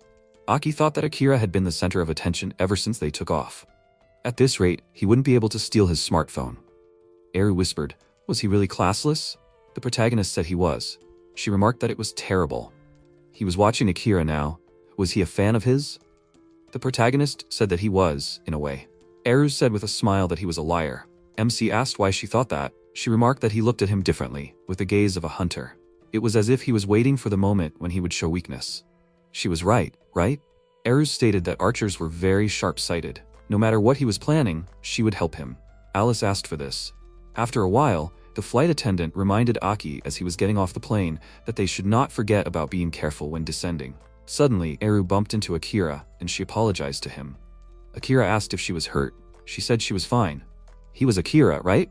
She was a big fan of his. Afterwards, the protagonist thought that he didn't expect that the experience of a former assassin would come in handy in such a way. The system window reported that the task was completed. He received a new reward. He received the skill, Cat's Paw. The protagonist looked at Eru and thought that she really helped, but there was something strange about her. A notification came to Akira's phone. MC looked at the phone screen and thought that now he understood what was going on. After a while, a bus arrived at the gate to the dungeon. Afterwards, the bureau chief noted that if the information was reliable, then they should be ahead. They should not hold back. They shouted that they needed to punish evil. After a while, Eru asked if he was sure about this, because it sounded like absolute nonsense. Because of it, they had to skip breakfast. Her expression changed, and she said that she never imagined it would be like this. The protagonist put his hand on her shoulder and said that they could handle it. He would think of something. Eru said that he should find a job. The MC noted with irritation that he had a job. Akira shouted that he would lead them to victory. They should follow him. Then she noticed the ominous expression on Akira's face. Aki said that she needed to calm down. She was an experienced fighter. Eru thought that now she understood why Alice liked him so much. Sometime later, in an ancient E-rank dungeon, the rookie adventurers were almost at the gate when suddenly there was a rumble ahead. Fallen trees blocked their path and PK adventurers appeared behind them. The mentor adventurer shouted who they were. Suddenly, he was crushed by a single spell. The rookies looked at the PKs in fear, who said that it was time for them to have fun. Akira said with a grin that they were absolutely right. The group of hunters shouted that they would not let them, the player killers, go unpunished.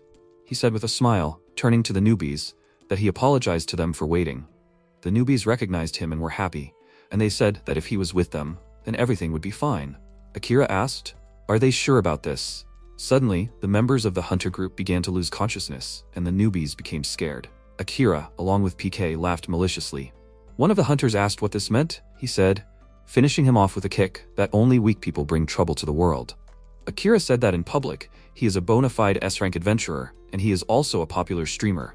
However, they, a bunch of useless scum, do not even know how much he hates them. He thinks of them as damned parasites. The clan of player killers created Blood Serpent. In other words, it was him.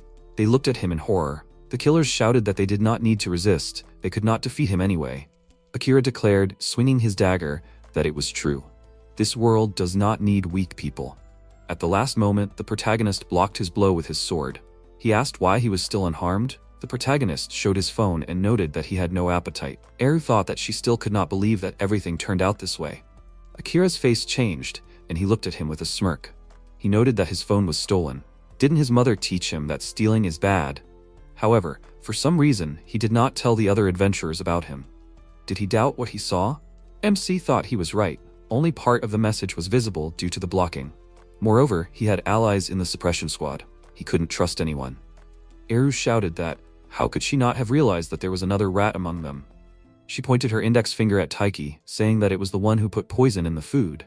Taiki said, taking out the substance in a test tube, that it was true. However, because of them, the plan changed a little. Akira clapped and happily said that it was exactly like that. They really tried hard. However, what are they going to do together against them? Besides, one of them is a D rank. PK laughed while Eru became nervous. Then she said that she would buy him time. He should go to the office and report everything to Alice at any cost. Aki said that he refused. Eru asked in surprise, how should she understand this? The protagonist noted that his mission is to eliminate the player killers. She shouted, is he crazy? He is only a D rank. The protagonist said that she does not need to worry about him. It is better for her to go get help. Eru shouted furiously that Alice told him to look after him. MC remarked that her loyalty was impressive. Aki thought that he didn't want her to die. Akira asked with a smile, appearing behind him, were they done chatting? The protagonist looked back in fear and turned to him. Eru shouted, when did he appear there? The protagonist thought that it was the assassin's movement skill, Shadow Slide. He noted that he had noticed it for a long time. He planned to kill all these insects. The new adventurers screamed in fear, while he approached Aki and asked if he could stop him. Akira shouted, turning to PK, that it was time to have fun. The protagonist and Eru were surrounded by player killers. Akira shouted as he disappeared into his shadow that he must not disappoint him. The player killers rushed at them, and they fired arrows at the opponents. However, the defeated enemies were replaced by new player killers who were approaching them. Eru prepared to shoot the arrow again, but suddenly the protagonist shouted that she needed to duck. After MC crushed several enemies with a powerful swing of the sword, she looked at him in surprise. Aki asked, now she sees what he is capable of? And she doubted it all this time. Eru screamed in horror. How did this even happen? How did he do that? Suddenly, a capsule was thrown at their feet, which cracked and released a poisonous cloud. They jumped back at the last moment. She thought that they were separated. Taiki declared that her opponent would be him. After all, they are both A-rank adventurers. It would be fair. Eru screamed, preparing to shoot her bow, that he is a traitor. He declared that in this cruel world, this is the only thing that matters. She said that he really pisses her off. Taiki declared, throwing test tubes at her, that only strength matters. Eru smashed the test tubes with arrows and she shouted that he should stop talking nonsense. The contents of the test tubes mixed, and to her surprise, a bright light suddenly flashed, and then an explosion occurred. Taiki said that she could not have expected this. It was quite easy. Suddenly an arrow pierced his shoulder, and he shouted, "What was the matter?" Eru asked, "Did he not expect this?" She said with a smile that she thanked him for the smokescreen. He said with difficulty that he really lost. Eru shouted, addressing him as a classless one, "He is still alive, right?" She saw him and said with a smile that he can be relied on. Akira suddenly appeared and asked, "Did he forget anyone?" The protagonist tried to dodge, but he did not manage to avoid being wounded. He smiled evilly and noted that, as usual, he is forced to do everything himself. The protagonist thought that the opponent was fast, as expected from an assassin. With his current skills, he won't be able to track his movements. He moves too fast. Eru shouted that he should run away. He has no chance against him. Akira used his ability, and MC smiled, surprising the girl. She thought, what should she understand? Why is he smirking? Aki prepared to strike with his sword, and then he threw his sword in such a way that it stuck into the opponent's shadow. Akira stared in shock, and the protagonist said that he apologized to him, but he was unlucky with the opponent. After a while, he kicked the sword, and noted that it was not an accident. How does he know the weakness of the skill? Shadow Slide? The protagonist said that he knows a little about the class, Assassin. Akira asked, is he serious? He is a very mysterious person. Then he knows what it is. He used his ability and dark energy burst out from his shadow. MC thought that this is an assassin skill, a dark contract. He summoned a demon. So he is a contract assassin. Aki caught the dagger flying at him and thought that this is the most popular class of the future. However, he was unlucky. The protagonist grabbed the demon by the hand and disarmed it, and then dealt a crushing blow to the monster. The system window reported that this was a summoned demon, Shadow Messenger. At that moment, the dark space dissipated and the newbies shouted that he succeeded. Akira picked up his dagger from the ground and said that it looks like his knowledge is not limited to general information about classes. However, it still won't help him. He rushed at him with a smirk on his face, and the protagonist blocked with his hands, but his opponent kicked him. Akira said that he can't defeat him, an S-rank adventurer. Eru shouted, preparing to shoot her bow, that he is just trash. She said, turning to Aki, that he should run away. Akira glared at her, then asked in annoyance what was so funny. The protagonist noted with a smile that he was just thinking how weak the assassin class was. His attacks did very little damage. The protagonist thought that if there was an opponent of such a rank with a different class, he would have died long ago. Akira asked if he was seriously talking about damage. So he thought he had a chance to win? MC said that of course he had such a chance. Aki thought that now was the time. The protagonist opened the status window, and the system window reported that he had mastery level 81. Eru asked in surprise, what kind of status was this? The protagonist said that the conditions had been met to unlock the hidden class. They looked at him in surprise. The system window reported that the class was unlocked. MC shouted that it was time to change classes. Aki thought, while his body was enveloped in a bright light, that this moment had finally come. All this was for this moment. A system window appeared informing him that he now had a secret class, Master. The protagonist appeared in a new image, and Akira asked in shock, what was going on? Eru asked in surprise, could a classless person really evolve into another class? The protagonist noted that the reason was different. It's just that with the class, classless, it is easiest to increase the level of mastery, with the help of which the secret class, Master, is opened. She asked, what does this even mean? Akira said that he does not understand what just happened. However, changing the class will not make him stronger than S-rank. Akira threw a dagger at him, using the skill Snake Strike, and the blades on the way multiplied. MC used crafting and created a troll greatsword, which appeared in front of him, causing the daggers to be thrown back. He shouted in irritation, how is this possible? He seriously summoned a weapon? Eki said that he created it. If this surprised him, then he should prepare himself. Suddenly, various weapons began to appear around the protagonist. Eru thought while their opponent was in shock that the magical power put into each weapon was simply unbelievable. The protagonist asked with a smile, "Is an S-rank assassin ready to see true skill?" Akira shouted, "Did he create all these weapons?" MC stated that it was exactly so, and besides, they were all original work, not a single copy. He thought, how was he able to create so many magical items? This is simply unbelievable. How can a D-rank adventurer do this? Aki asked what was the matter. Where did all his fighting spirit go? The protagonist crushed him with one blow of a huge sword. Suddenly, his body turned to stone, and the protagonist thought that it was just a clone. This was expected of the assassin class. Eru asked where he got such power from. Akira thought while in her shadow that he barely managed to hide. He is too dangerous. MC created a shining sword, the Luminous. Aki raised his sword and said that it should illuminate the darkness. Eru screamed in fear when she saw the S-rank adventurer behind her. The protagonist left the sword glowing in the air and created an ice sword, Frostbind. The protagonist used the magic swords and immobilized his enemy. Akira screamed, "What the hell is he? He was classless. How could he counter his skills so easily?" MC stated that when attack and defense stats are low, and the only advantage, speed, does not work, then his class is useless. He lost. Aki summoned many more ice swords and struck down his enemy, who screamed before being destroyed. The player killers looked at the body of their leader. The protagonist threateningly asked, surrounding himself with magic swords, "Are there any more volunteers?" They threw their weapons on the ground and humbly surrendered, raising their hands. The rookie adventurers cried out in joy. After a while, Eru said, holding out a bottle, that this was an antidote. He has to drink it all up. Afterwards, she looked at Aki, who was tying up PK. Eru wondered how he suddenly became so strong. The protagonist touched his head with his hand and thought that his mana was quickly running out. It seemed that he had overdone it a bit. She walked up to him and thanked him for his help. Eru asked what the hell was that? Where did such incredible power come from? The protagonist said that he had already explained it to her. MC thought that no one knew about it now, and that was no surprise. Even after 20 years, it was secret information that he had obtained with difficulty through S-rank connections. She asked how he was going to explain it to everyone. Was he really going to tell everyone that he was a D-rank adventurer, activated a hidden class, and destroyed an S-rank adventurer? At this rate, the whole world would be talking about him tomorrow. Aki thoughtfully said that it would be a problem. Eru said that it was a serious topic. The news can turn the entire adventure industry upside down. She will tell Alice everything and ask her to hide this information. She hopes that she can do it. By the way, about the hidden class, how does it work? Will she be able to unlock the hidden class, Master? The protagonist thought that unlocking the hidden class requires a mastery level. The mastery level increases differently for each weapon. It is especially difficult to develop a two-handed sword.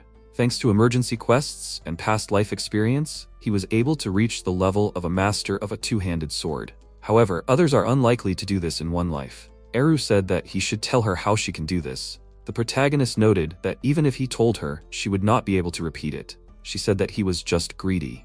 MC said that instead, he could help her improve her archery skills. Eru asked if he was serious. Aki thought that in his past life, he learned a lot about legendary weapons. The protagonist said that he knew some useful things it would be useful to her. She asked how he knew all this. Who the hell is he? The protagonist said that he was an ordinary adventurer. Eru asked, he knows that this is actually annoying, right? MC said that he shouldn't tell her about it anyway. She said that she didn't even have such a plan. Afterwards, new adventurers approached them and thanked them for their help. They asked what his name was, what was that skill, what was his class. Eru whispered with a smile that this was a test for his secret. Aki said with a smile, introducing himself, that he can't tell them everything, but he can tell them some things. After some time at the Adventurer Bureau, the screen reported breaking news that S-rank adventurer, streamer and model Akira was arrested. People on the streets could not believe it. The news reported that he was accused of attempting to murder a group of rookie adventurers in an E-rank dungeon. He was caught red-handed in the act of attacking with dozens of his allies. The police believe that he founded a clan of player killers, Blood Serpent, and Akira is suspected of numerous attacks on adventurers. Law enforcement is conducting a thorough investigation into this incident. At this point, the staff was trying to answer multiple calls in a panic from people who wanted to know the details of what happened. Afterwards, they said that they need to look there. Is it really him coming? The protagonist asked if there is any work. The employee said that the situation is unstable now regarding this. Apparently, there will be a discussion on how to further interact with him. The protagonist asked what this means. Alice noted that it is nothing serious. MC called her name, looking at her. She said with a smile that there are too many people here. Can they talk somewhere else?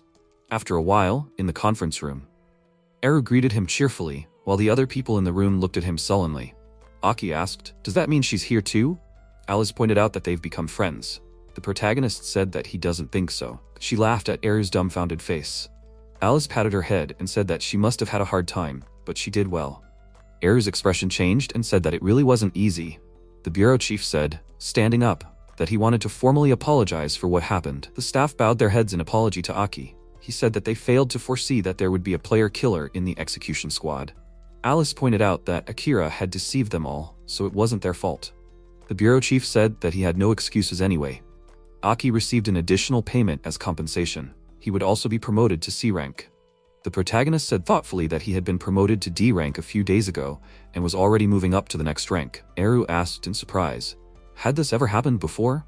He was advancing through the ranks very quickly. She shouted, looking at his face, that he should at least be happy for the sake of decency.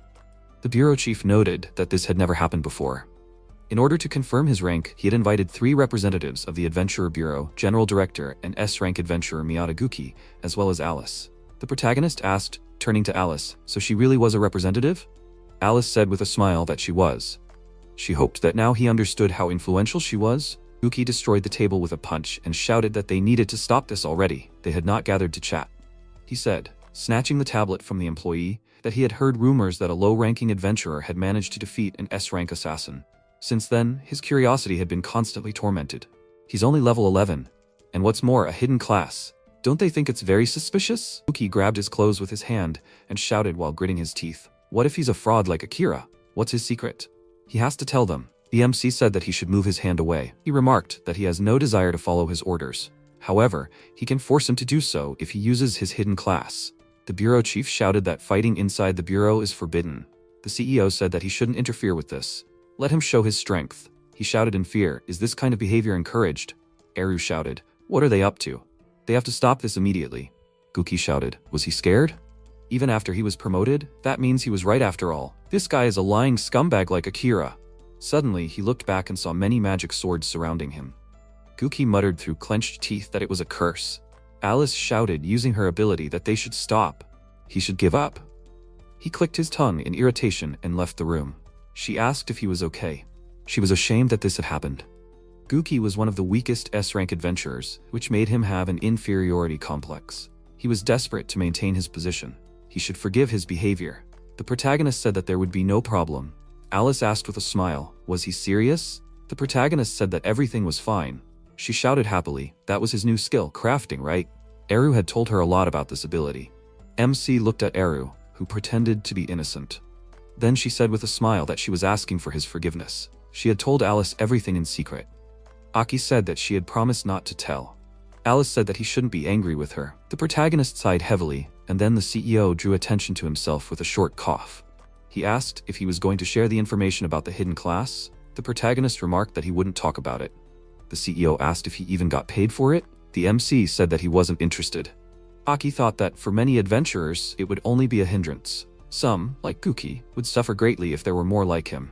Besides, such information would be useless to most. He said that he was sorry to hear that. Alice asked if this was the end of their meeting. The CEO said that they were done. Everyone could go their separate ways. The employees said, bowing, that they were grateful for his time. Then she said with a smile, turning to Aki, that she had some business with him. She wanted him to meet someone. He would be surprised by this. The protagonist looked at her with a puzzled look.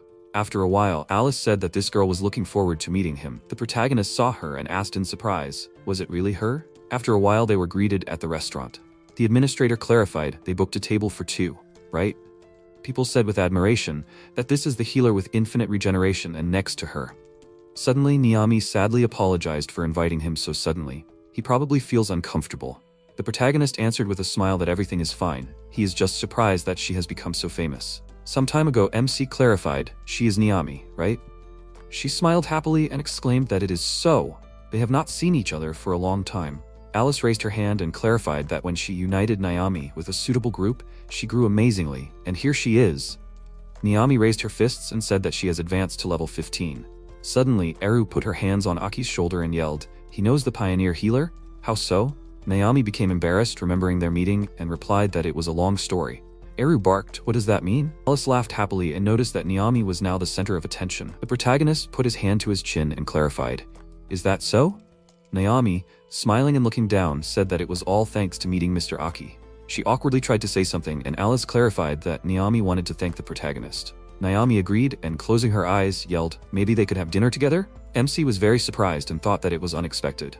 Alice crossed her arms, looked at him and said, "Delicious food. A beautiful girl. There's no point in refusing." Naomi is really grateful to him. Aki thought for a moment and agreed, saying that they would go. Naomi happily crossed her arms and yelled. Alice picked up the phone and exclaimed that everything was decided. The rest could be left to her. She had already arranged everything. Naomi asked, "Is it really already?" Naomi is currently pointing at the menu. The protagonist smiles as he looks at her and notices that she has changed and is much brighter. Naomi replies that it is all thanks to him. Ms. Alice recommended her to a party with a necromancer. If it weren't for MC, she would have remained the same as before. Naomi recalled her past defeats and added that ever since she mastered soul healing, everything has changed for her and those around her. Aki, resting his cheek on his hand, asked, "Is it really soul healing?" He thought that a healer couldn't learn this spell without a necromancer in the party. At low levels, it is a very important skill for support. In a world in 20 years, this team will be standard. But in this world, Naomi has become a pioneer. She closed her eyes and folded her hands and said that she can now be useful to her party and society. People who are in the same position that Naomi was once in now see hope. Besides, the healer profession has become popular now. The protagonist noted that this is good. More healers means higher survival rates. She learned a very good skill. Naomi enthusiastically agreed with him. The MC thought that she looked happy. He extended his hand to the food and said that it looks like everything is ready. You can eat. Naomi agreed and wished him bon appetit. She ate the pasta and exclaimed that it was delicious. Aki chewed the food and put his hand on the table. Naomi worriedly asked if he didn't like it. The protagonist smiled and replied that on the contrary, it was very tasty. He just thinks that his sister would like it too. He is in the hospital because of a magical vortex. Naomi thought for a moment and said that she thought healing magic had great potential. When she gets stronger, she might be able to cure his sister. Naomi confidently put her hand on his hand and added that if she could help with anything, he could just say so. She wanted to repay him for MC helping her find herself. Aki happily thanked her and replied that when the time came, he would definitely contact her. Naomi suddenly became very embarrassed and stuttered that she would like to go with him. The protagonist sternly interrupted her and agreed. Naomi yelled, "What does this mean?" MC clarified, "Does she want to go right now, after some time in the pool?" Naomi, happily floating in the water, clarified that she did not expect that they would be able to use the pool on the hotel roof.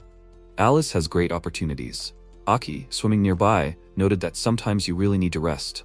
Naomi sadly thought that she meant something else. Suddenly, she stood up in the water and turning to the gentleman asked, "Does he have anyone he loves?" MC thoughtfully scratched his head and remembered his sister. He didn't confirm it and clarified, and why would he need it anyway? Naomi exclaimed that it was very good. Aki asked in confusion what happened. Naomi became embarrassed and put her hands to her cheeks and screamed that nothing special. She picked up the ball and asked him to look at it. She noted that since they were in the pool, they could have fun. Naomi threw him the ball and asked him to catch it. The protagonist quickly bent down and caught the ball with his hand. Suddenly, he fell into the water, and Naomi tensed up when she saw it. She instantly raised her hands and laughed. Suddenly, MC saw Naomi's leg in the water and grabbed it with his hand. He quickly pulled her into the water, and Naomi closed her eyes and held her breath. They instantly emerged from the water. Aki put his hand on the wall behind Naomi and looked into her eyes. She blushed deeply when she looked at him. The protagonist asked if she wanted to see something. Naomi asked in a stupor, "What?" Suddenly, MC jumped into the water and yelled that among the adventurers, he was nicknamed Tuna. Aki asked to watch him swim. The guy looked at the swimming protagonist and thought that it was a stupid sight. Naomi put her hands to her reddened cheeks and said that it was surprising. The guy, hearing this, was very surprised and thought that they were an odd couple. After some time, Eru, not having gotten enough sleep, yawned with her mouth wide open. Naomi, the protagonist, and Eru gathered in the Adventurers Bureau in the lobby in the meeting room at 6:30. Alice happily clapped her hands and exclaimed that a new team had been formed. She congratulated them with a smile. Eru clarified, "And for this they got up so early?" Suddenly, Alice said that now the three of them have to clear the B-rank dungeon, the Cursed Tomb. If they succeed, she will invite them to her clan, Sloror, to the S-rank clan Carnelian Rage. The adventurers said with admiration that this couldn't be. Alice agreed and noted that it was not that easy to get into them. What would they say? Would they agree to this? The adventurers clarified, "Was this some kind of initiation rite?"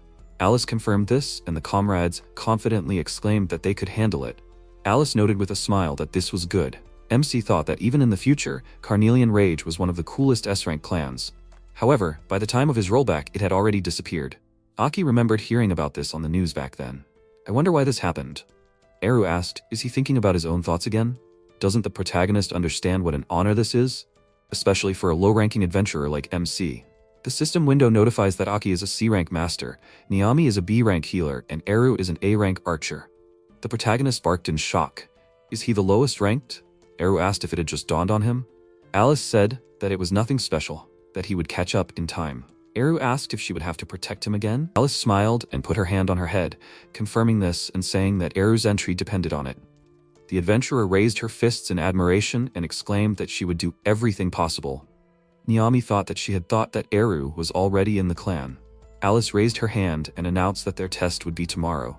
Everyone is free for today. She headed for the exit and wished them luck. Alice asked them to prepare for it properly, and she would go home and do her own thing.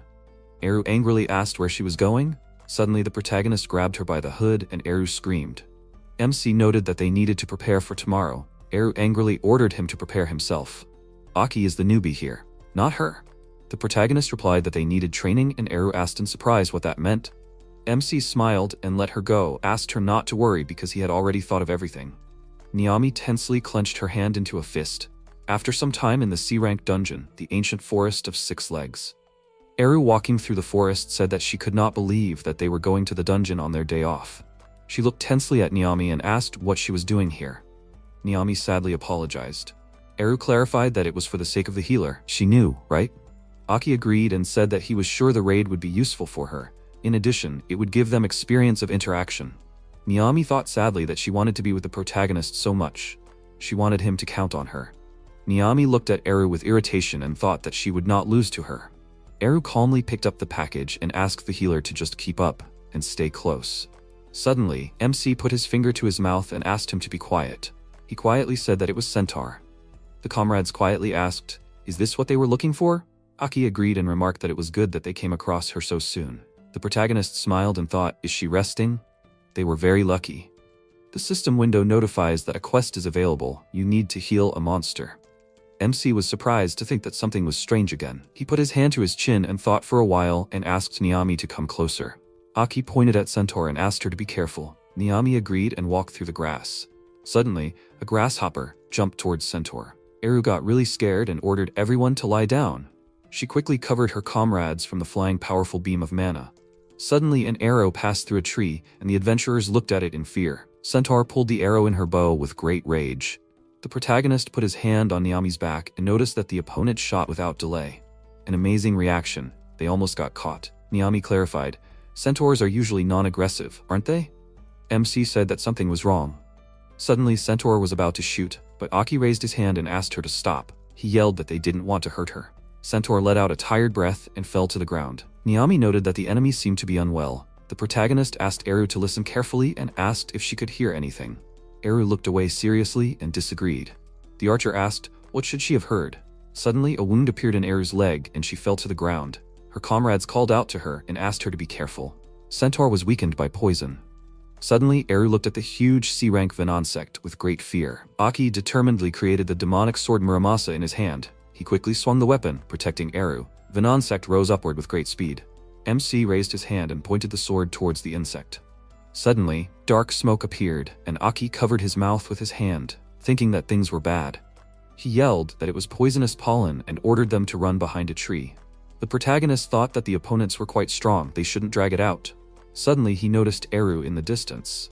She was sitting on the ground, shaking with purple veins appearing on her leg. Several insects were hovering over her. MC quickly created a thunderblade and raised it and spread lightning around, hitting the opponents.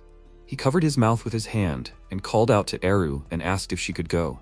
Eru apologized and said that she was too careless. Suddenly, she looked at her hands with great admiration. Niami spread mana streams from her staff and used healing and purification magic. The comrades stood surrounded by light mana from the healer's ability. Aki clarified, was this group magic? Niami disagreed and clarified that she cast the effect on each of them individually. Unfortunately, she did not have a spell to resist poison. She had to cast purification over and over again. The protagonist tensed up and thought that the magic was being used continuously to minimize the incessant effects of the poisonous pollen. The caster can't move during this. They need to think of something before Naomi runs out of mana. MC looked at Venonsect and turned to the archer and asked if she could knock down the enemy. He explained that Venonsect is a queen. She poisons her victims with pollen, after which she sends her subordinates.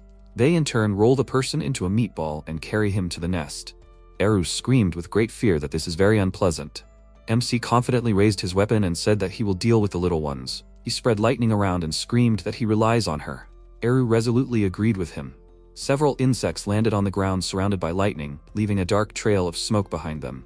Eru fired her bow at the queen and ordered her to descend. Arrows pierced Venonsect's wings and she looked at the archer with fury. Eru thought that the queen is durable. It will be difficult to pierce her. But she needs to hurry. Suddenly Venonsect flew towards Eru with its stinger pointing downwards. The queen attacked the archer, and Eru fell to the ground, but suddenly Centaur appeared behind her. Aki called out to her and Eru screamed that she was okay. The archer quickly drew her arrow. She closed her eyes from the bright light coming from Venonsect's sting. Suddenly Centaur grabbed Eru's hand. A troll greatsword appeared in front of the queen's face. Eru resolutely drew her arrow and thanked Centaur for her help. She shot and the arrow, shrouded in mana, pierced Venonsect's head. The queen bent down and Aki appeared behind her. He used the Thunderblade skill enhancement and cut off Venonsect's head with great force. Naomi instantly fell to the ground and exhaled heavily. Suddenly Eru asked her to come over. She worriedly said that Centaur needed help. The protagonist raised his hand and said that if it was not too much trouble, could she? She confidently agreed, interrupting him. Naomi enveloped the staff in mana and healed Centaur. The system window notifies that the task is completed. MC has access to a reward, the Adventurer's Key. Centaur thanked Eru and handed her her bow. Centaur looked at the archer with a smile and headed into the forest. Eru asked in confusion, Centaur wants to give this to her? Suddenly, Aki called out to Eru and pointed at the bow, noting that it was one of the best bows in these dimensions. Eru was very surprised and screamed. What does this mean? The protagonist said that he told her that he would help her with archery skills. So, centaurs create their bows by combining them with their own magical power. These bows are significantly superior to those made by humans and are very difficult to obtain. So MC was going to steal it. Eru yelled that it was wild. She looked at the bow with a smile and noted that it was only when you touched it that you realized how good it was. Naomi happily asked, did Eru get the bow from Centaur? It was very good and she was happy for Eru. The archer said sheepishly that she was slightly offended when she saw Naomi. But now, Eru was glad that Naomi was there. The healer maintained the spell for a long time. It was amazing. Naomi cried with happiness and laughed that she was very happy. Eru asked in confusion why the healer was crying. Is everything okay? The protagonist thought that he had dragged them into this, but thanks to their efforts, they achieved a lot. Suddenly, MC noticed an arrow in the tree that pierced an insect. Aki was surprised and wondered, did Centaur really not plan to attack them from the beginning? He instantly smiled, realizing this. The next day at the Adventurers Bureau, Alice confidently raised her finger and exclaimed that from now on, the test for joining the Carnelian Rage begins. The comrades decisively shouted that they could finally begin. Alice noted that they could handle it and wished them good luck. She happily waved her hand goodbye. Naomi confidently turned to her comrades and suggested that they give it their all. The protagonist looked at her and replied that there was no need to worry so much. Eru smilingly agreed with him. She clarified that whoever comes against them, she will kill them with her cool bow. Eru asked them to rely on her. After some time, in the B-rank dungeon, an underground tomb of sinister spirits, Eru tensed up greatly upon seeing the graves. Suddenly, a bat flew over their heads and screamed. MC clarified, is everything okay? Eru stutteringly confirmed it. Aki wondered where her previous mood had gone. He noted that the underground tomb of sinister spirits, as they see it, is a place where all sorts of undead gather. Physical attacks usually don't work against ghosts, so it won't be easy. Eru screamed in fear that she didn't know that, and anyway, it's difficult for him. It scares her. Eru confidently raised her hand and added that, in the end, they are just monsters. And they are not in a horror movie, so they just need to defeat them. Naomi clarified with a smile, isn't it that scary? Suddenly, Eru exclaimed with great fear that it is not scary at all. But if Naomi is afraid, she can take her hand. The healer noted with a smile that she has already gotten used to it. The protagonist thought that it became a little noisy. Suddenly, the ground began to break. The comrades looked in fear at the monsters crawling out of the ground and screamed, what is this? C-rank monsters, zombie goblins, crawled out of the ground. Eru confidently exclaimed that she can handle the zombies. Naomi yelled resolutely that she would help. Eru suddenly noticed a dark silhouette near the graves.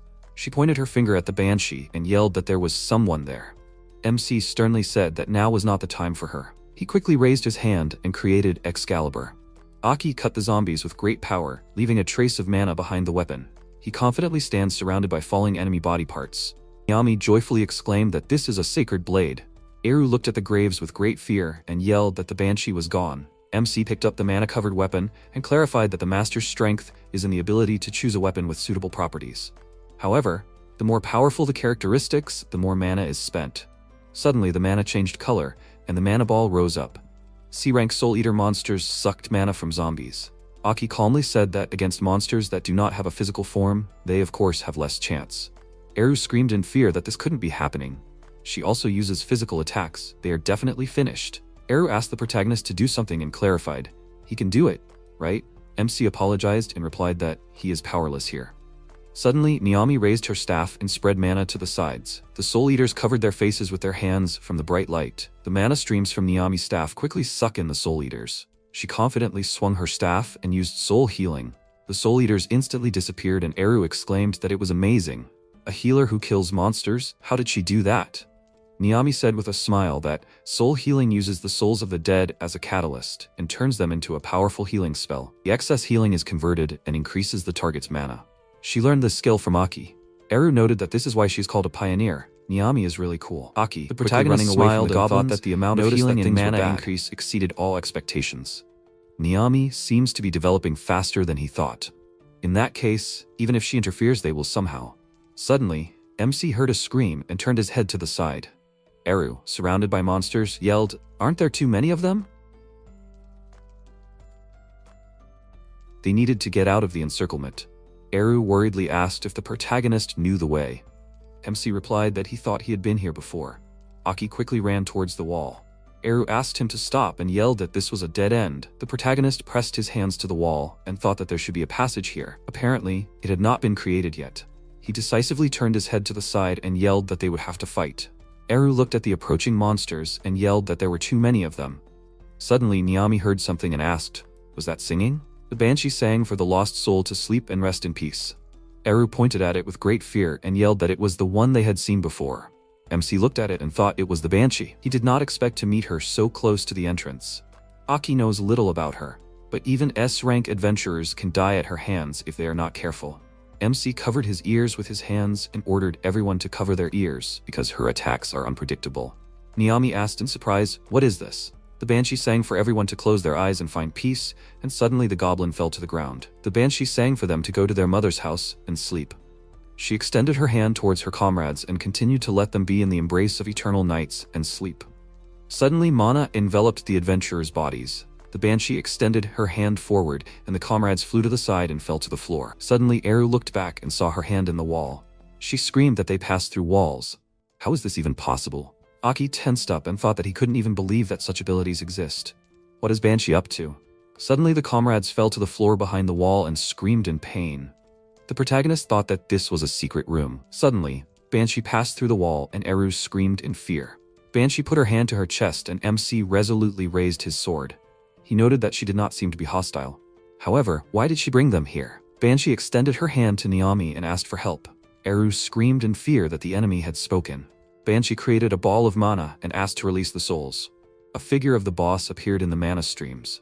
Aki looked at it and exclaimed that it was a soul stealer, an A-rank monster. The boss of this dungeon. Eru exclaimed tensely that he was very scary. Niami asked with interest, "What does it mean to release souls?" The protagonist answered that the soul stealer absorbs the souls of the deceased and uses them as magical power. For him, the dead are a source of magic, which gives him enormous power. MC does not know why, but Banshee wants to cut off this flow of magical power. And for this, you will need Niami's skill. Soul Healing. The system window notifies that Soul Healing is magic that converts the souls of the dead into a powerful healing spell. If there is excess, the excess healing is converted into mana. Niami said with confusion that with the help of her skill. Suddenly Aki looked at Banshee and asked, he understood her correctly, right? Banshee tilted her head to the side. Eru asked how the protagonist knows so much. He is here for the first time, isn't he? MC closed his eyes and answered that it was a secret. Suddenly, Banshee walked towards the wall and extended her hand towards it. Suddenly a hole appeared in the wall and Banshee pointed at it. Aki said that the boss was ahead and ordered to go. After some time, the comrades walk along the corridor. They came out into the room and looked at the flying souls. The soul stealer sits on the throne among the graves. He instantly opened his mouth and screamed, cutting through the air. Eru covered her face with her hand from the flow of wind and exclaimed that this is a rank. MC raised his weapon and clarified that if they acted according to plan, everything would be fine. He ordered them to move forward and the comrades agreed. Naomi closed her eyes and raised her staff. The boss instantly raised his lantern and spread mana to the sides. Souls quickly flew towards the comrades. Eru irritably asked him to wait. Aki wondered why the boss had such a huge area attack. This was bad, because at this rate they would not last long. Suddenly, a shield appeared around the comrades and the souls hit it. Banshee raised her hand and used the curtain of souls. The protagonist looked at her in surprise and Eru asked, "Is she helping them?" Banshee calmly turned her head to the side and looked at the adventurers. The soul stealer raised his lantern and sent streams of mana towards the enemies. Souls instantly headed towards the lantern and the shield disappeared. MC noted that this lantern is the source of the boss's magic. If they do not destroy it, the attacks will be endless. Banshee folded her hands around the mana ball. Naomi said that the spell was complete and apologized for the wait. She confidently sent mana from the staff and exclaimed that they would destroy him. Naomi used soul healing and Banshee looked at her in surprise. Souls quickly began to fly out of the lantern. Naomi pointed the staff towards her comrades and they joyfully exclaimed that this was amazing. Eru confidently drew an arrow and yelled that now they definitely will not lose. She shot a fire arrow at the enemy. The soul stealer raised the lantern and created a curtain of souls. Suddenly, a fire arrow pierced the curtain and passed through the boss. Eru exclaimed that this is powerful. This bow is simply amazing. She confidently drew an arrow shrouded in fire and called the boss damned. The soul stealer threw a chain in their direction and yelled that all the souls belonged to him. Eru looked in surprise at the chain shrouded her hand. The boss pulled the chain and Eru screamed while dragging herself along the ground. The boss grabbed her hair with his hand and she screamed. Naomi ran anxiously and called out to Eru. Suddenly, Aki cut off the boss's hand and noticed that the soul thief forgot about someone. The boss raised his hand with blood spurting out and screamed in pain. The protagonist noticed that the power was overflowing him. He raised the sword shrouded in mana with a confident smile and ordered the boss to prepare to see his skill. The soul thief looked at the hand shrouded in holy power and screamed. The power spread throughout the soul thief's entire body. Aki thought that the holy power of the attribute was still preserved and spreading. He never thought that the effect would be so good. The protagonist ran quickly with a terrifying aura in his eyes and thought that it was time to finish what he started. Suddenly, the holy power disappeared and souls appeared in front of the boss. MC was very surprised to see that the opponent's hand began to recover. The boss looked sternly at his mana-shrouded hand. Aki thought his hand had been restored. Many souls flew towards the protagonist and explosions thundered. The comrades covered their ears with their hands in fear from the loud sounds. The soul stealer stands surrounded by smoke and souls, raising his hands to the sides. He laughed terrifyingly. Suddenly, MC, smiling, noted that this was funny. Having fired so many projectiles, the boss did not hit with a single one. The soul stealer quickly raised his hand, directing the souls to the side, but Naomi raised her staff and used soul healing. Aki decisively raised his weapon and clarified that Naomi was simply controlling the boss. He swung his sword with great power and cut off the soul stealer's head. The comrades smiled happily and screamed. The boss's body rose up and dissipated, and his lantern fell to the floor. The protagonist smashed the lantern with his sword, and many souls were freed. Naomi noted that these were captured souls. Banshee calmly gathered the souls into a light ball.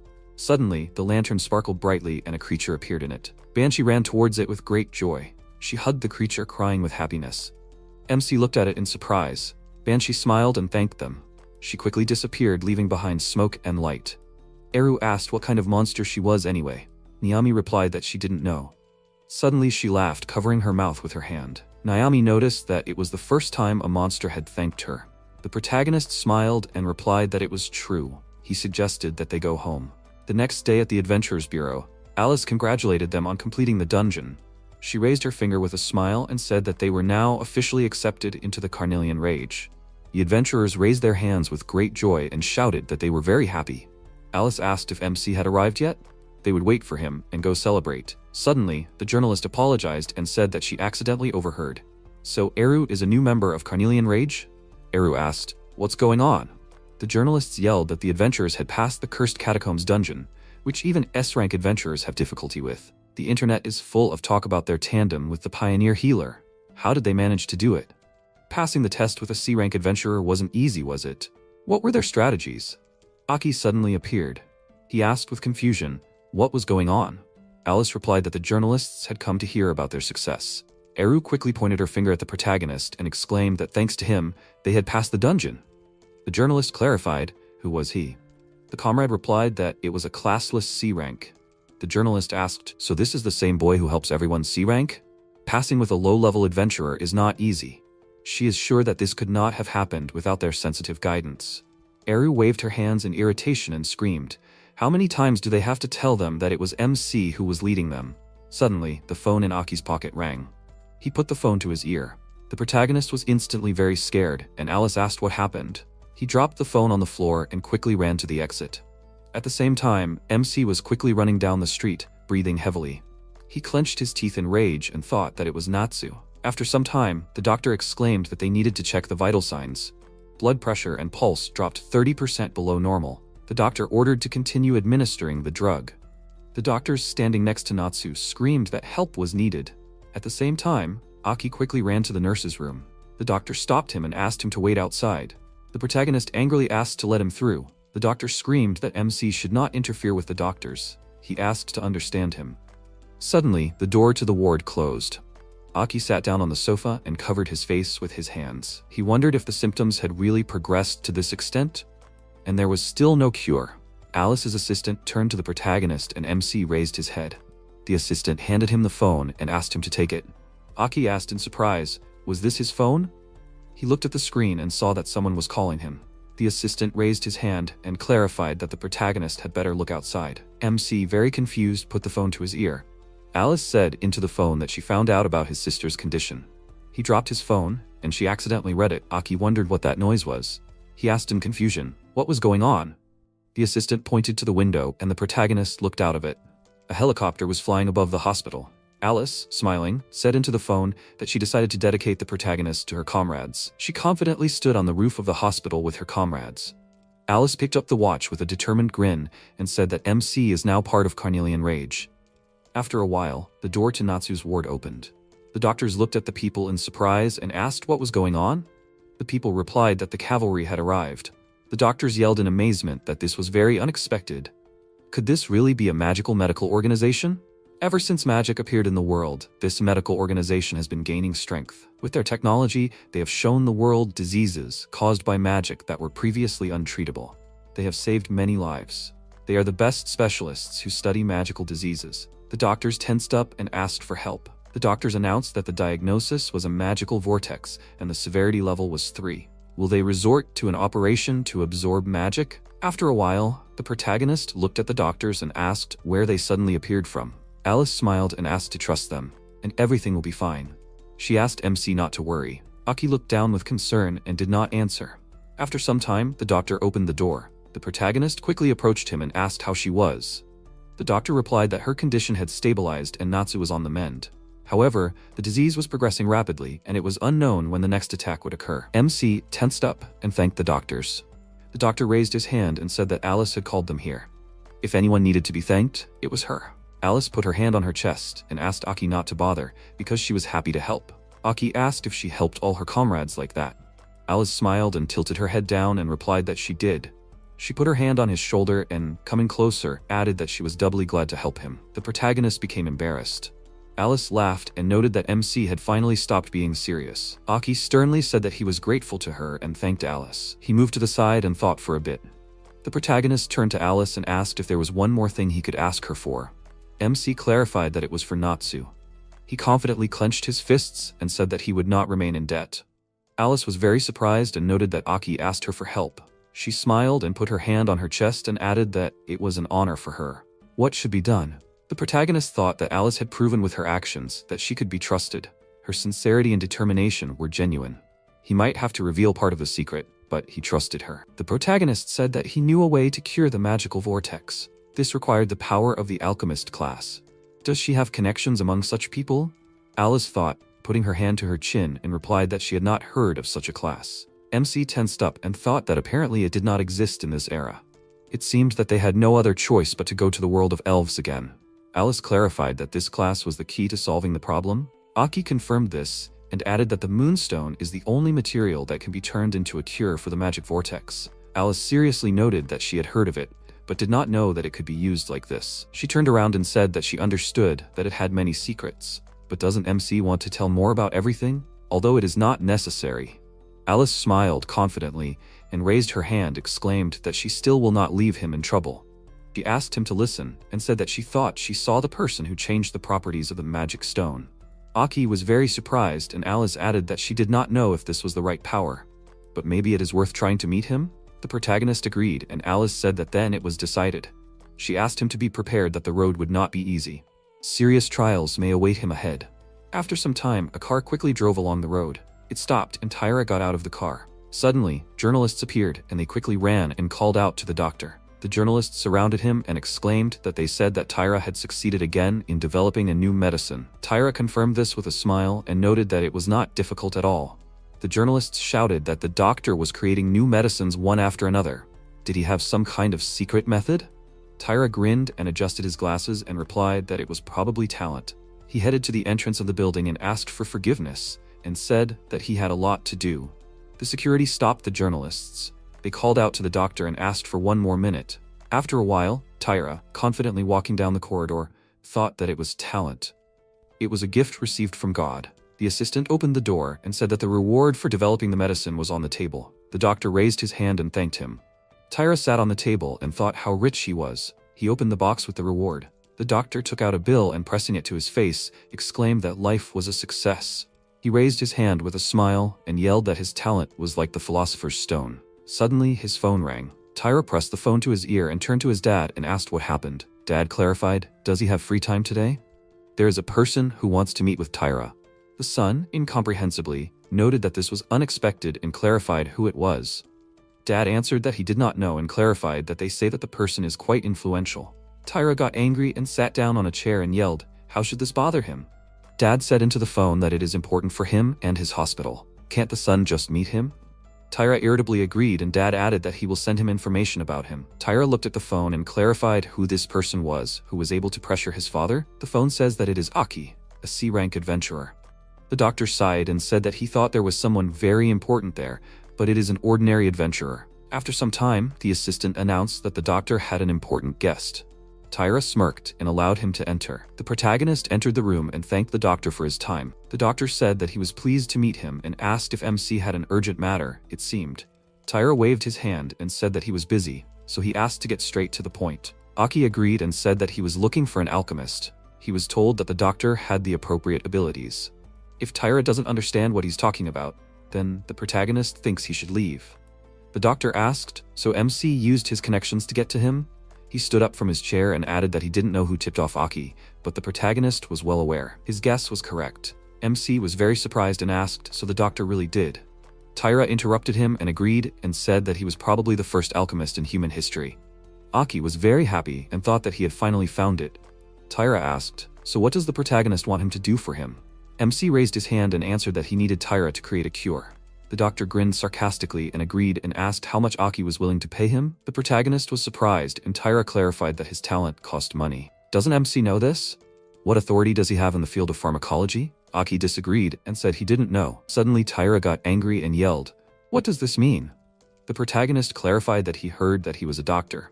He apologized and said that he didn't have a large sum of money right now. In return, MC could offer valuable information. He thought that it would be very useful to the doctor. Tyra adjusted his glasses and thought, what does that mean, information? How could this man even dare to say something like that? The doctor said that if MC didn't have money, then the conversation was over. He thought that he would scare Aki a little. Hera smiled and created mana between his finger and added that the protagonist should leave. Suddenly, a portal appeared behind MC, and he quickly turned his head to the side. Unexpectedly, the doctor jumped towards him and raised his leg with the intention of striking. Aki instantly blocked the attack and Tyra yelled, "What is this?" The protagonist quickly struck him back with his hand. The doctor fell onto the table and the money flew everywhere. He barked in confusion. Where did such power come from? It doesn't look like the power of a C-rank adventurer. Tyra gritted his teeth in fear, looking at the protagonist. MC looked at him seriously and asked for help. He said that he really needed Tyra's abilities. The doctor screamed in fear that this would not happen. Why would he help trash like Aki, who can't even pay? How should he care? The protagonist noted that Tyra really seemed to love money. The doctor grinned, catching the bill, and replied that it was true.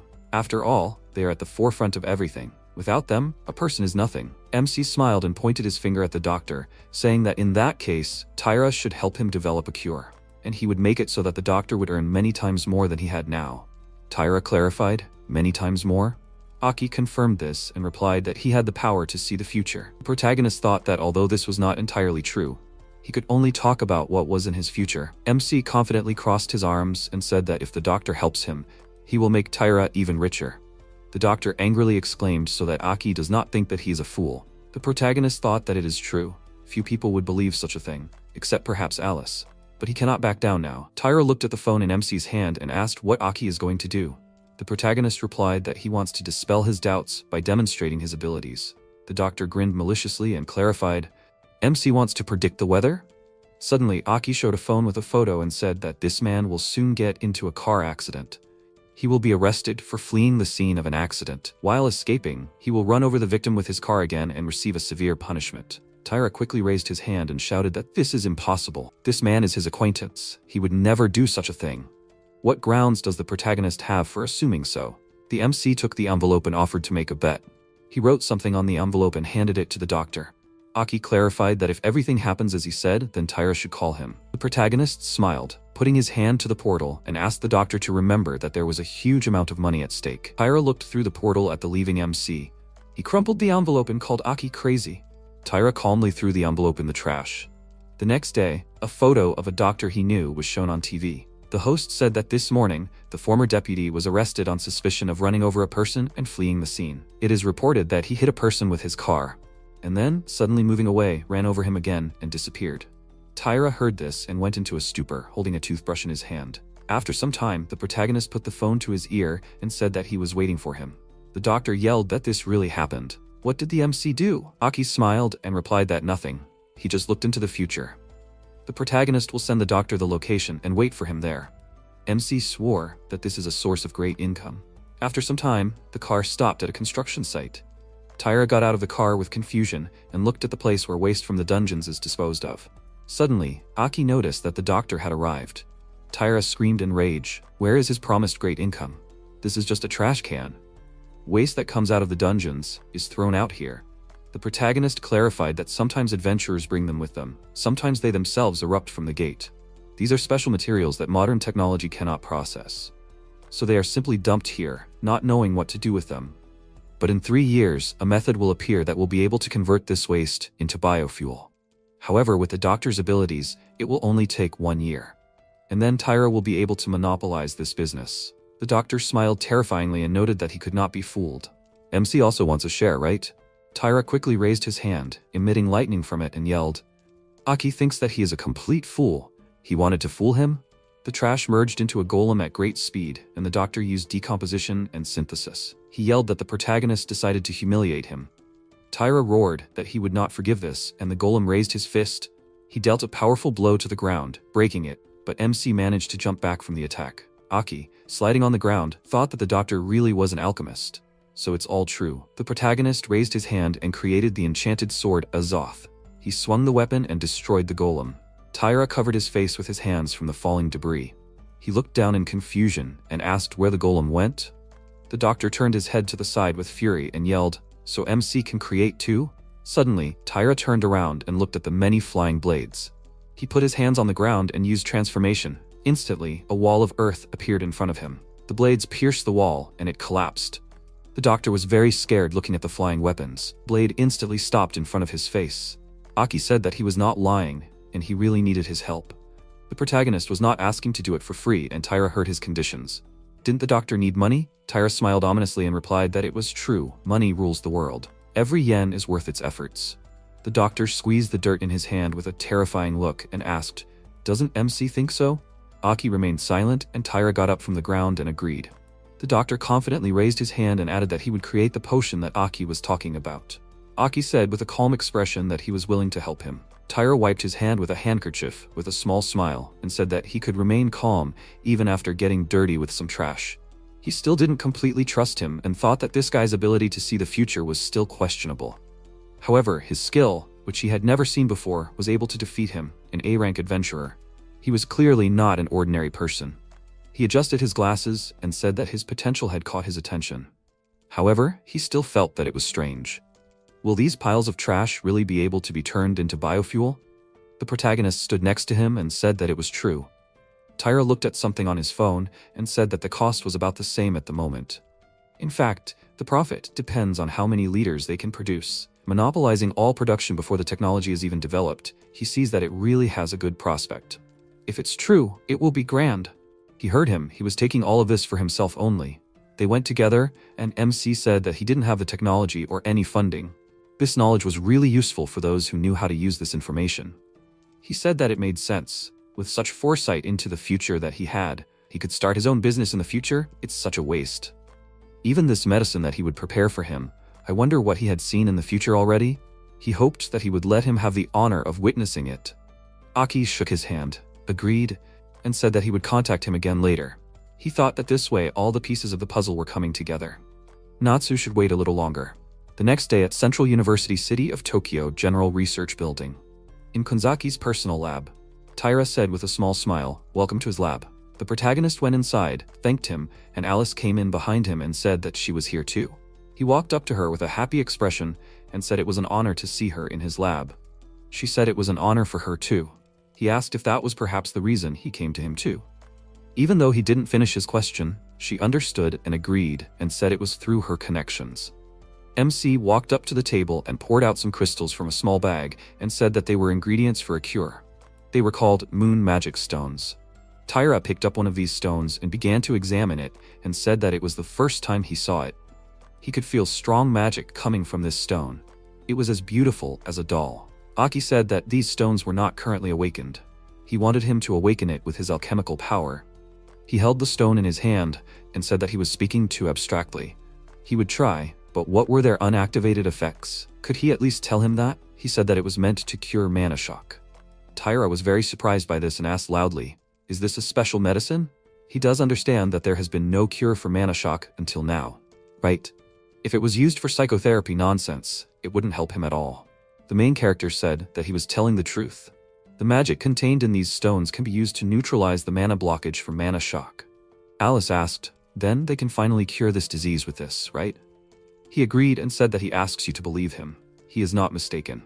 Tyra was surprised by this, began to secretly send a message to someone and thought with a sly smile that this guy is actually a hidden treasure. After that, he put the phone in his pocket and asked what property he would need to change. MC looked at him and said that the heat property needs to be changed. Hearing this, he began to prepare to use his ability and said that he is ready to begin. With his ability, he lifted the rock into the air and started doing what he was told, and because of that, Alice started to freeze. He continued using his ability and said that he was curious about what it would look like. He noticed that nothing was changing and asked if the temperature was not enough. He was going to condense it and increase the thermal efficiency. He noticed the changes and said that the reaction had changed. He could see that this outer shell was dissipating the heat. Then he just needed to emit this core. Now he could see it and rearrange it properly. With this, he would be able to finish. He was able to get the core out and it was emitting a bright light, and he said that it was complete. He showed it to the others and asked if this would be enough. Aki was very happy with his success and agreed and said that this was it and there were no problems at all. It had originally taken many years to complete this cure. He remembered what had happened to his sister and said that with this, however, he could cure her. He grabbed his hand with a very happy expression and said loudly that thanks to him, he was able to save his little sister. He continued to thank him for this, and Alice watched them from the side and thought that she couldn't believe that he could be so expressive. His sister was really important to him. She congratulated him and said that she was so proud to witness such a historic moment. However, they should pay close attention to this achievement. It will cause a huge stir in the world. The protagonist agreed and said that if possible, he would like to avoid making a public statement. Tyra was very surprised by this and asked loudly what he just said. Now is the best time to do it, right? He does realize that this is a cure for a disease that threatens all of humanity, right? His sister is not the only person who is suffering because of this. Sick people in Japan, or rather, even all over the world, also need this medicine. Alice said that he has the ability to foresee the future. He doesn't want the world to know about his power, right? At that moment, several people ran into the room and said that there were a lot of people outside. Tyra went to the window and said with a smile that if that was the case, then he should let him stand in his place. At the same time, a huge number of journalists gathered near the lab and loudly asked, "The doctor is here? Isn't that so? Is it true that they found a cure for mana shock?" Alice asked what all this meant. Tyra apologized to her and said that it was just his promise. After all, he offered him a way to make a large sum of money. She was surprised by this. MC agreed and said that he really promised him that. However, he doesn't have much time. He can't waste his time entertaining the media and the whole world. He needs to focus on treating his sister, so he asks not to mention anything about them. She was still surprised by this, but was still able to understand him. Tyra called his name with a smile and said that he doesn't need to worry, he will keep everything that concerns him a secret. He could leave the media's attention on him. Immediately after that, he walked out of his lab, where a lot of journalists were already waiting for him. They all took pictures of him, held out microphones, and loudly asked, "Is it true that his latest development was a cure for mana fever?" He said that the correct term was mana shock. One of the journalists asked, "Every department of magical medicine was working on finding a cure for this disease, but unfortunately for them, his group had already found a cure, right?" Tyra said that they shouldn't talk about it in such a tone. Conquering mana shock was humanity's dream. They just wanted to contribute to humanity's efforts. The journalist was taken aback by this and said that he apologized for his rudeness. He turned away with a sly grin and thought that he had finally outsmarted this magical medics organization. "That's great." He could already smell the money. One of the journalists asked, "So what kind of treatment did he develop?" He was confused by this question and thought that, now that they mentioned it, he forgot to ask it. He started thinking about it and said that the key was the magic stones. There were still many uncertainties, that's why he couldn't tell them the details yet. When everything was completely finished, then he would tell them everything. Alice looked at this through the window and asked if everything would really be okay. After all, he was the one who made this discovery, and the one who should also receive this glory. Aki said that he didn't want such things, let all the glory go to him. The next day, on the news, a journalist said that while the number of patients with this disease continued to increase, the Kanzaki group announced that they had developed a new cure for mana shock. Tyra, acting as the company's representative, made a significant contribution to the mana shock cure. The protagonist was sitting in his sister's hospital room, watching the news when someone walked in. He saw Naomi with Alice and said that he was grateful that they came. Tyra peeked out from behind the door and said that he was here too. The MC pointed to the TV and asked if he shouldn't be on TV right now. He felt embarrassed by this and asked what he was talking about. The press conference was this morning, and it wasn't a live broadcast. He also finished changing the properties of the stones and came here to deliver this. Naomi looked at it in surprise and said that it looked beautiful. He said that they could start the cure. He asked to tell them how to perform this operation. Aki said that he was sorry, but their role here was over. From now on, this is a job for a mage. He called Naomi and said that he would leave this to her. She said that as long as she can help him, she is counting on him. Tyra was indignant at this and asked loudly, "How come they won't need a doctor's hand during the operation? This is nonsense." Alice asked with a small smile, "He is here because he doesn't know how to use these magic stones, right?" He was confused by this, laughed awkwardly and said that he asks her to stop joking like that. There is no way he can stoop so low. He is only here for the sake of people and the world. Aki walked up to Natsu and asked, "She's in a lot of pain, right?" "Everything will be fine, he is here." Placed the case with the crystals next to her and thought that he was here to save her. He began to control the magic stones with his ability and raised it above her. Immediately after that, dark energy began to emerge from her body. He said with a tense look that once the blockage disappears, Natsu will immediately get better. He called Naomi, who was standing next to him. She immediately understood everything and started using healing magic. He continued to use his skill with all his might and thought that he kept using too much mana. That's why he became strong. However, is his level still not enough? He was very surprised because Alice came up to him and started helping him with her magic. She said with a smile that they can't fail now. He thanked her for her help and together it was much easier for them to cope with this. Tyra watched this from the side and asked loudly, "Is the glow getting stronger?" The magic stones couldn't withstand it and broke into many small fragments. He looked out at them warily and asked, "Did they manage to do it right?" The protagonist said that this should be enough. Natsu began to come to her senses and called out for her older brother. He was very surprised because of this, leaned over to her and asked with a worried look, "Is she okay, right? How is she feeling?" She agreed and said that she felt like she was getting better. She took off the oxygen mask and said that she was no longer in pain. He was very happy about this, immediately hugged her, and with tears of joy on his face said that he was glad about this.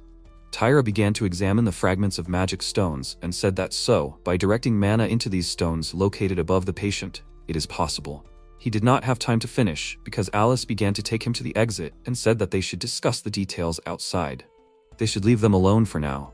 After some time, Natsu ran down the street and listened to the news say that thanks to the new medicine developed by the Kanzaki group, the condition of severe patients affected by mana shock has improved significantly, and the mortality rate has finally begun to decline.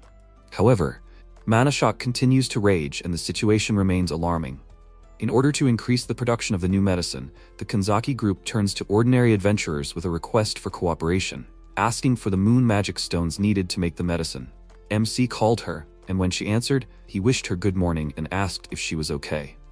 Natsu agreed and said that she was full of energy and had just gone for a run. By the way, where is he now? At that time, he was standing at an altitude of 8,850 meters, Mount Everest, and said that he was now on the top of the highest mountain in the world. She was surprised by this and asked if he got there so quickly. He agreed and said that he would now start descending. She admired this and asked why he decided to climb there. He decided not to tell the truth, and the system notified that the task of climbing the highest mountain in the world was completed and a reward was available for him. She said with a small smile that he was sometimes so weird. However, it was great and sounded quite fun. She also wants to climb that high on her own 2 feet one day. She was so happy that she had the opportunity to play sports again. So she decided that she would also become an adventurer like him. She will collect moon magic stones for people suffering from the same disease as her. He will support her, right? Aki agreed and said that he will help her become stronger. When he returns, they will go rock climbing together and strengthen her body. Natsu was surprised by this and asked, is he suggesting this so suddenly? Sometime later at Narita Airport, located in Japan. He was walking with a suitcase and thought that the flight was the hardest. He was very hungry. He will need to meet his sister and have lunch. His attention was attracted by the fact that in the crowd, there was a girl with a sign with his name written on it. She noticed him and asked, isn't his name Aki? He agreed and asked who she was and how did she know about the date of his arrival. She said that she was just a messenger. Her master was waiting for him. They left the airport together and he asked what would happen if he refused. She asked him not to speak and said that her master said that he wanted to warmly welcome and thank him because he found a way to cure mana shock. He looked at her and asked what she was talking about. She walked up to the car and said that her master knows everything. If he is interested, he should get in here. He noticed a plate of fruits inside and asked if he could eat it. She agreed and said that he could eat if he wanted. The protagonist got into the car. The girl drove him to an unknown location and said that they would soon arrive at the place. After that, they arrived at a luxurious building and he looked at it with a surprised expression on his face. They went inside. She called the master and said that she brought him. The man who was inside thanked her for this and said, welcome. He apologizes for such an insistent invitation. It was an S-rank adventurer, Kiraha Daigo, the leader of the S-rank guild Ice Guard. MC looked at him with a surprised expression and thought that as expected, it was him. The leader of a powerful clan standing on the same level as the Carnelian Fury Guild. He can already feel his pressure. What does he want from him? Unexpectedly for him, Daigo ran up to him very quickly, hugged him, and started crying with loud screams. He loudly thanked him and said that he was his savior. Thanks to the medicine he found, his wife was saved. Just when he had lost hope, he suddenly appeared and saved her. He stood there with a confused look and asked if that meant his wife was also suffering from mana shock. He was glad that she was okay. He happily took out his phone, loudly agreed and said that she was completely cured and full of strength again. He gave him the phone with a photo of his wife and loudly said that he was very grateful to him. Aki was a little surprised by this and thought that unexpectedly he turned out to be quite sentimental. However, how did he know it was him? The information was supposed to be classified. He was about to say something, but Daigo suddenly grabbed his shoulders and said loudly that no matter how hard he tried to thank him, it wouldn't be enough. However, he wanted to repay the favor as much as possible. So if he agreed, then why don't he join his guild? The protagonist was surprised by this offer and said that it was a great honor, of course, but he was already in another guild. He asked, Carnelian Fury, right? He had heard of it, but they didn't have the same privileges as him. Access to an S-rank dungeon, specifically the Abyss. The path to the Abyss, which had been closed for many years, had finally opened. So how about going there with them? MC looked at the hand he extended in surprise and wondered, can he go to an S-rank dungeon? He said that normally the gates leading to the Abyss are tightly sealed and no one can get in. So even finding the entrance is a daunting task for adventurers. However, when certain conditions are met, the seal is broken and the gates open. He had heard that this is how the Abyss works. Does he mean to say that he has the key to how to get there?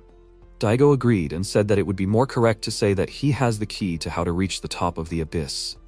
No matter how strong the guild he is in is, Alice can't handle this. This is the hardest dungeon that no one has ever been able to clear. Ice Guard will be the first guild to do so. Aki said that he can see that he is determined. However, where does he get such confidence from? He said with a smile that they have information about an S-rank monster that lives in the abyss, a mechanical dragon.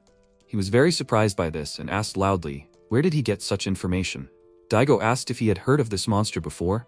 He was worried about this and thought that if he found out, it might complicate the situation. He didn't show his surprise and said that he heard something about it, but he didn't remember where. He said that, however, even if it was his benefactor, he couldn't tell him more. However, if he joined his guild, he would tell him everything.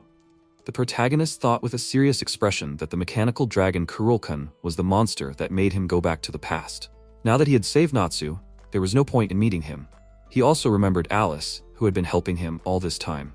He shook his head with a small smile and said that he was sorry, but he was not interested. Daigo was very surprised by this, and said in a confused voice that this place was like El Dorado for an adventurer. There was more to it than just the mechanical dragon. It was a really difficult dungeon with the highest level of danger. It was a challenge. He promised that with him, he would definitely get to the top. He asked him to join. MC said that it was a tempting offer, but he was indebted to Alice. If he was going to go to the abyss, it would only be with her. He was a little upset by this and said that he understood him, but he was really sorry. However, if he had his own reasons, then there was nothing he could do. As part of an S-rank guild, he will inevitably be drawn into the fight for supremacy in conquering the abyss whether he wants it or not. While he was gone, the adventurer world changed greatly. A letter was brought to him, which he immediately opened and said that it concerned him too. Aki took the letter and was very surprised when he saw that it contained a plan for conquering the abyss by 5 S-rank guilds. Daigo said that this was an official quest from the association. It had just arrived recently. Carnelian Fury had probably received such a letter as well. This was a unique opportunity to infiltrate the abyss. Even the association desperately wants to get there. The high-ranking officials covet the enormous wealth hidden in the abyss. They want the treasure. The protagonist asked with a small smile, just like the adventurers, right? He laughed, agreed with him, and said that if he understood everything, then he should prepare for it. A big conflict was brewing and a lot of noise would be made. However, he must remember that his guild will always be one step ahead. He is free to do so in the way he chooses. A few days later, the 5 S-rank guild leaders gathered in one office. They were Miyata Guki, the leader of the guild Earth's Honor, Mimi Startail, the leader of the guild Startail, Furunoya Ginji, the leader of the guild Mindhunters. Also with them were Daigo and Alice. The man from the association who was sitting at the same table with them said that he was grateful to them for gathering here. The agenda is in accordance with the notice sent earlier. They are asking for their help in exploring and capturing the S-rank dungeon abyss. There is still a lot they don't know about the dungeon, and he hopes that they will work together and join forces. Ginji laughed and asked, "Did he just say work together? I wonder how many of them will actually go for it and agree to work as a team?" Mimi looked at him and said that he was such a mean old man. He said with a smile that she shouldn't be naive. They only pretend that everything is normal, but their looks say a lot. Each of them dreams of overtaking others and becoming the first. She stood up and asked what's wrong with having ambitions. Everyone wants to be the center of attention, but now it's different. The association requires them to cooperate. This old man shouldn't envy the young. Ginji smirked and said that she wasn't that young. Because of this, her smile instantly disappeared and she began to emit a powerful, sinister aura.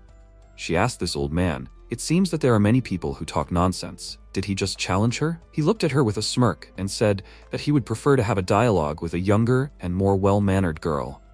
Alice decided to intervene in their argument, slammed her hand on the table, and loudly said that they should stop this. She said with a serious expression that they shouldn't waste time on empty talk and needed to get back to the point.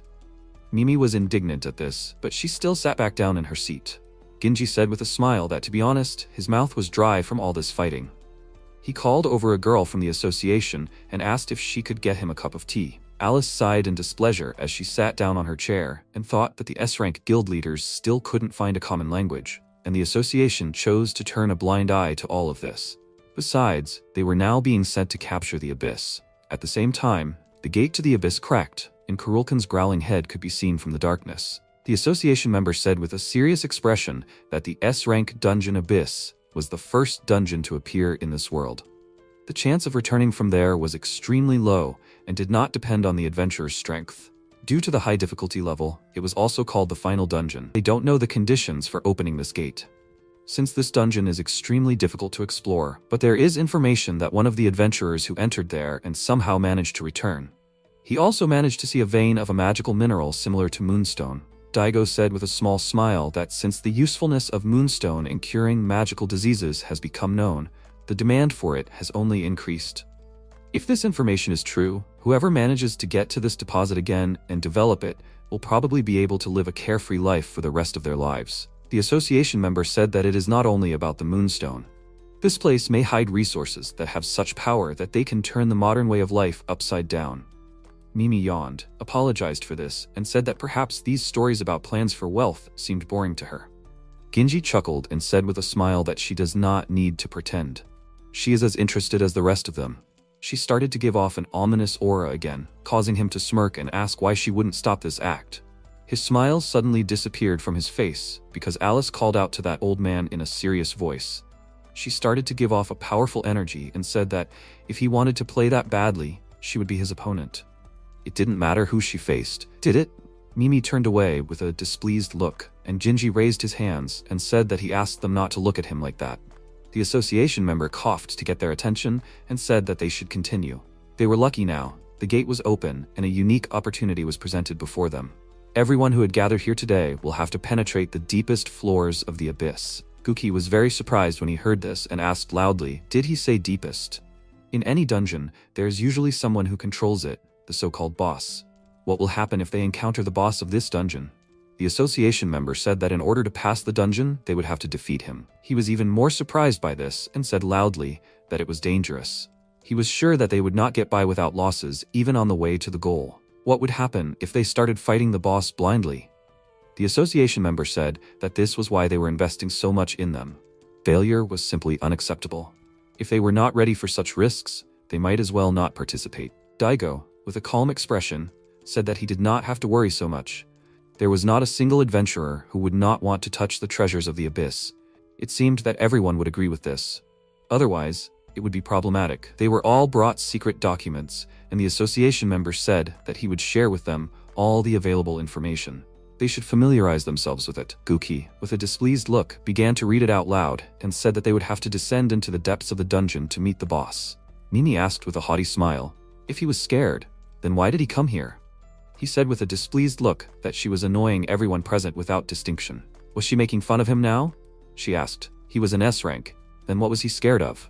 Maybe he should go back to F rank. It was safer there.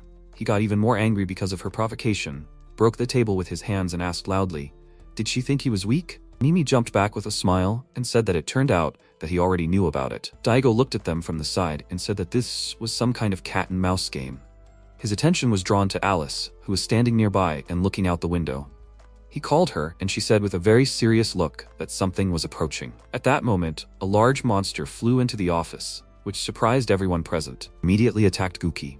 But he managed to react and blocked it. However, this attack was so strong that he was thrown into the wall.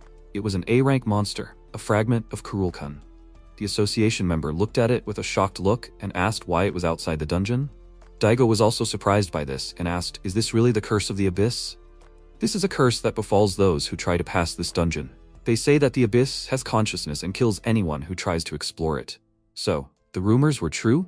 The association member loudly said that this is nonsense and just superstition. He was very scared because the monster turned around and looked at him. It started to attack with its paw, but Daigo managed to react and jumped aside with it. Alice turned to them and asked loudly, are they okay?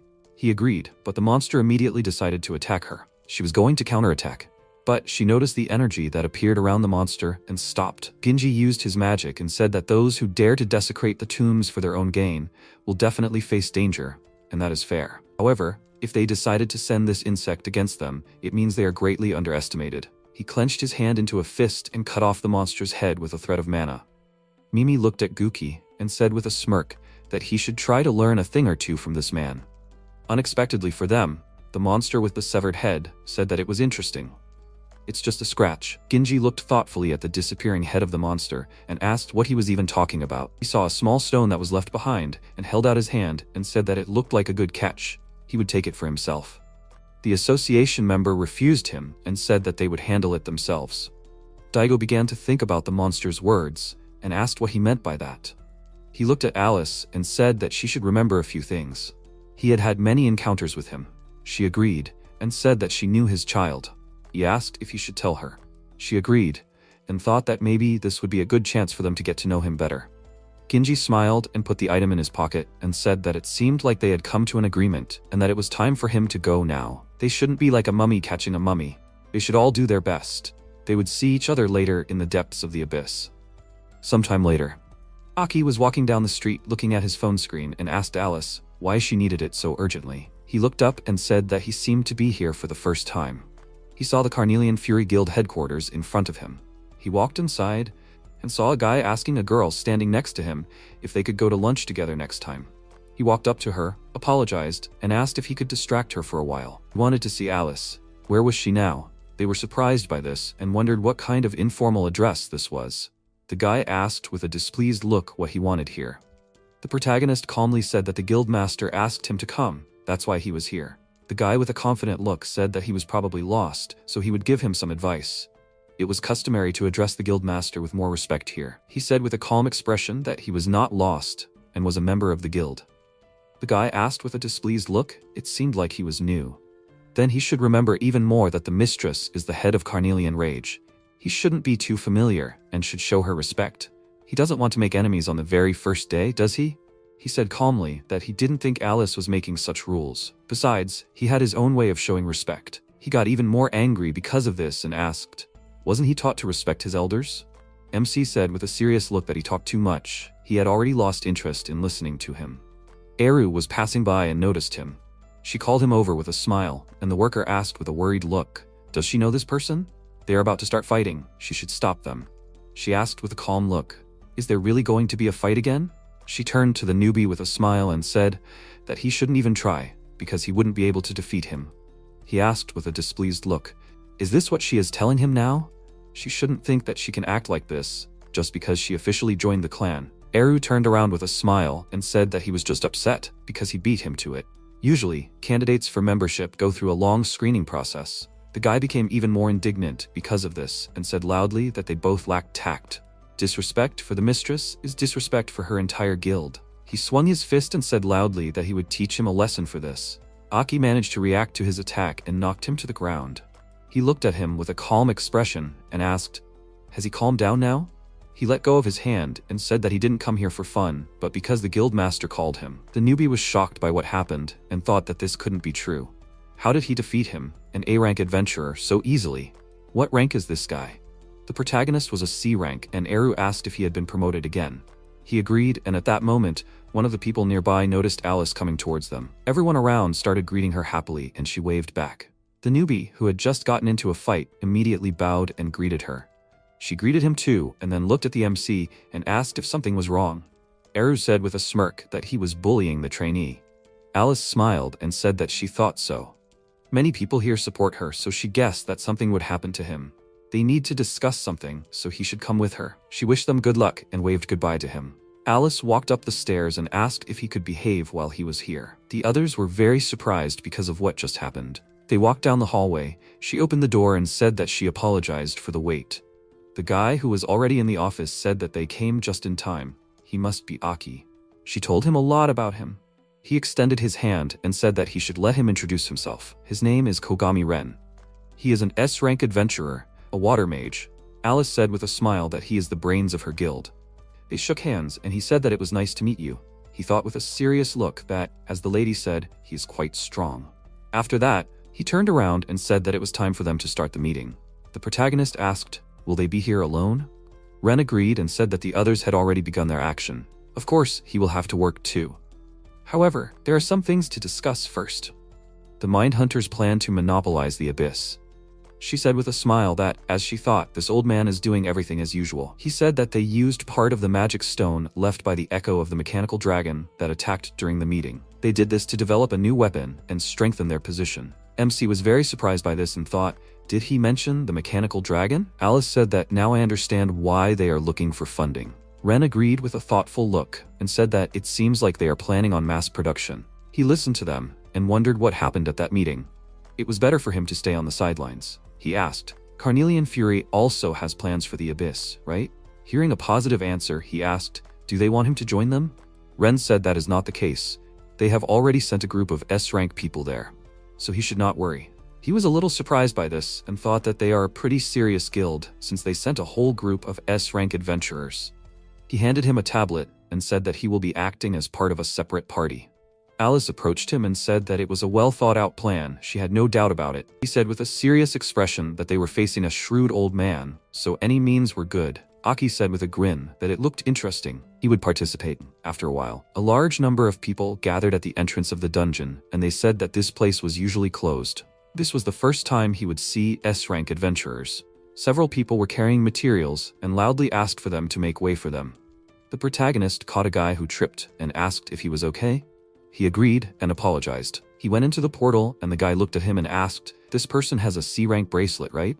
He entered the dungeon and thought that he had been here often in the past. Although he had not climbed further than the first floors, he felt a familiar energy. Is Kurolkan really here? He did not have time to be distracted by thoughts now. The condition for passing the first level of the abyss.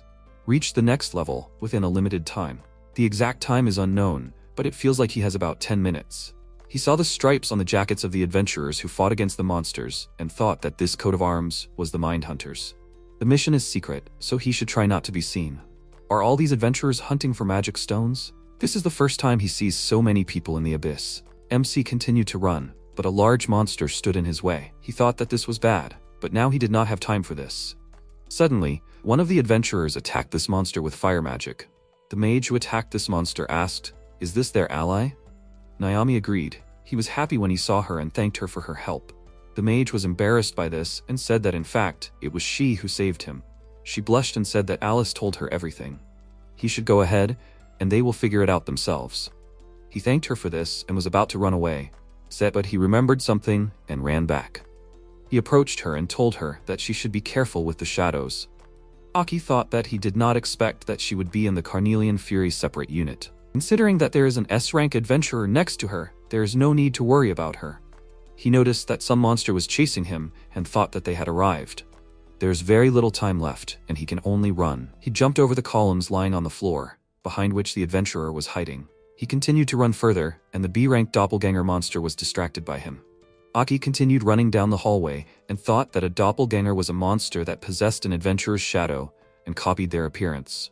It could only copy their appearance, but once possessed, it would pursue them until they were defeated. Even if there was no need to rush, it was an extremely annoying opponent. He noticed a staircase and thought that he could see the way to the next floor. He turned the other way and thought that he needed to go here. He started to run down the stairs very quickly, but time was running out. The door was already starting to close, but he managed to jump inside at the last moment. He was breathing heavily from fatigue and thought that at least he had followed Alice's orders. In order to deceive the hunters, he had to take the treasure from the hidden room without being seen. The condition for entering the hidden room was to find a way there and get there within the allotted time. It was surprising that Ren was able to figure all of this out with such a limited amount of information. Now he needed to get to the most important thing. Even though it was a hidden room, there was only one monster living here. A-rank Abyss Guardian. The protagonist thought that his ultimate skill could not be bypassed. He used his skill and created the sword Onamaru Kunitsuna. Immediately after that, he dealt a very strong blow and broke the body of that monster. He dealt another very strong blow and hit the core and defeated that monster. He picked up the glowing item left behind by that monster and thought that the task was completed. However, even Ren did not know about this mechanism. He inserted the stone into the right place and a door opened in front of him. Many Abyss Guardians began to crawl out of the caves in the hidden room. He looked at this and thought that Alice had helped him a lot, so he would earn some more money for her. However, in return, all the experience he gained would remain his. He was very surprised because someone behind him said that this was amazing. He turned around and saw Ginji, who was sitting on the body of the defeated monster with a smile, and said that he never thought that such a hidden room existed here. His trajectory interested him, so he decided to follow him. MC looked at him and wondered how come he didn't notice he was being followed. This old man is quite dangerous. Ginji said that he seemed to know this place well. Maybe he had been here before? He said with a serious look that maybe so, but he didn't need to know. He chuckled and said that it wasn't very friendly since they were both adventurers. Why didn't he share the information? Aki was attacked from behind by an Abyss Guardian, but he managed to dodge the attack. The monster immediately looked away and ran towards Ginji, who was sitting next to him. He continued to sit calmly in the same place. but the Abyss Guardian was unable to hit him because of the mana threads. The monster he took control of began to attack the protagonist, who was surprised by this. The cunning old man calmly sat in place, used his skill, and told the stubborn man with a smile that he hoped he lived long enough to talk. He immediately realized what his ability was, and asked, did he decide to threaten him? He thought that asking for help was different. Jinji laughed and said that this was a very rude accusation. He accidentally got into this room with him, but he never thought that an accident would happen here. Anything can happen in life, right? Immediately after that, he directed all the monsters in this room to attack him. MC entered the battle and began to dodge all the attacks of these guardians of the abyss. He watched this with a smile from the side and said that he turned out to be quite agile. That's what it means to be young. One of these monsters jumped on Aki, but he immediately noticed it and cut the core with his sword. Ginji noticed this and with the help of his threads began to collect this monster together. He said that if he told him everything he knew about the abyss, then he would spare him.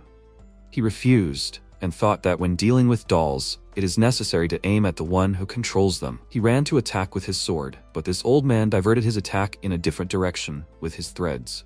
Because of this, the protagonist could not control his weapon normally. When he finally managed to break free from this grip and attack, Ginji had already managed to dodge and fly up with the help of his threads. He immediately reacted to this, used the skill Floating Sword Dance and released a wave of energy that was able to hook his shoulder. He landed on his feet and immediately grabbed his wound.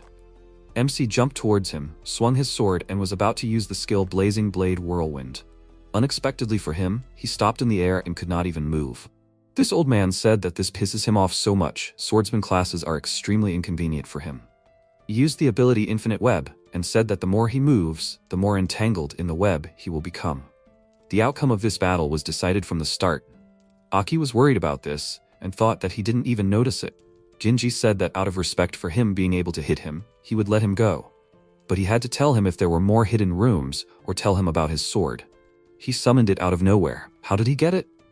He refused to tell him and asked if he didn't value his life that much. He would wait until he wanted to talk. First, he would start with his fingertips. He was surprised to see a system window that said he had received a quest to crush an insolent old man. He laughed at this, which surprised Ginji, and he asked why he was laughing. The protagonist looked at him with a smile and thought that he would keep quiet because he wouldn't understand anyway. Immediately after that, he began to summon many different swords, with which he was able to cut through the threads of mana. The old man was very surprised by this and asked where he got this power from. He didn't answer this question and controlled many swords with a serious expression. Ginji looked at him with a worried look and thought that this was immense pressure, just like Alice. He underestimated his power. He waved his hand and controlled the monster and hit the wall to try to open the door, but he couldn't. He was surprised by what happened, and MC said that if he didn't know, this room is designed in such a way that you can't get out of here unless you defeat all the monsters. He got angry because of this and started controlling all the monsters around. He immediately used the crafting skill and created the flaming sword Durandal. He ran forward very quickly and destroyed those monsters with quick sword strikes. The old man was very surprised by what was happening and thought that he didn't expect to meet such a strong person among low-ranking adventurers. Aki ran very fast to attack him with his sword, and Ginji used his threads to create a shield in front of him. He did not calculate the strength of his attack, and the sword easily pierced his shield and hit his body. Because of this attack, he died immediately and the system notified that the task was completed. The reward available to him is a magical growth stone. The main character looked at the bodies of the killed monsters behind him and said that the work is not finished yet. The host said, "Tonight is the final episode of Turn On.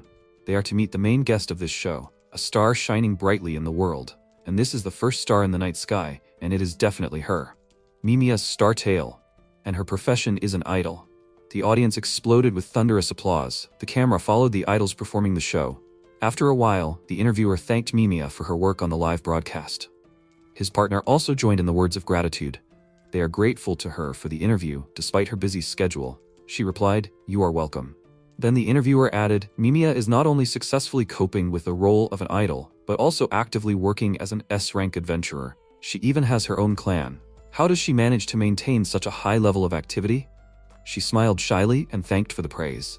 The girl holding the microphone said with a smile that she can't believe that they are the same age. What is her secret to maintaining that youthful energy? She pressed her hands to her chest and explained that there was no secret as such, but her energy comes from the smiles and support of her fans who inspire her. and also a competitive spirit. She doesn't like to lose. The interviewer was surprised. Competitive spirit? Mimiya put her hands to her cheeks and suggested, maybe it sounds arrogant, but she really doesn't like to lose. And maybe a glass of warm water in the morning helps too. The girl was surprised that it didn't sound like a joke, scary, so this is how she really is. Then they thanked her for her work and time was up. Mimiya came out of the dressing room and looking at her phone screen, said that during her interview she always looked tense. Why? Her subordinate, adjusting the huge bag on her shoulder, answered that it was because. A few moments later the idol asked in surprise, "What? Old man Furuya refused? On the first level of the abyss? Has he finally lost his mind?" Then she smirked and said that there was another topic for jokes. Then her subordinate continued, and Mimiya asked in surprise, "What? He is retiring. That old man, what does he think he is doing?" Powerful pulses of energy came out of her body and flew in different directions. From such a powerful aura, a plant standing in the corridor fell to the ground.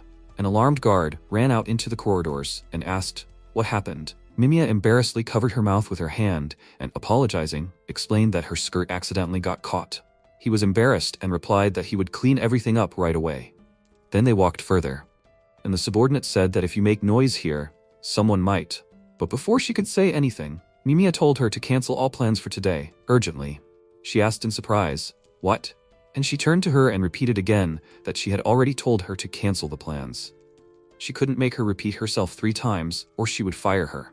Then she walked to the car, and the driver opened the door for her, after which she sat in the back seat and leaned her head on her hand, looking out the window. A few days ago, Mimiya was sitting tensely at the table. Furuya sat opposite her, and grinning asked, well, what would she say? She reached for her drink with a trembling hand and remarked that it was a funny proposal.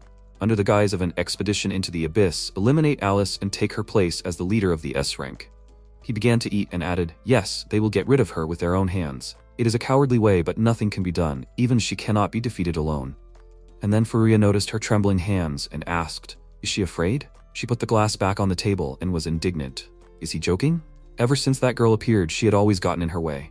She thought irritably that she had risked her life so many times to get to the top, and she had climbed there with a light step without even breaking a sweat. The next second, the glass in her hands broke, and she said, that bastard always got around her. Then she glared at the other person and replied that she agreed. That fool would regret getting in her way. He put down his chopsticks and smiled, saying as he expected.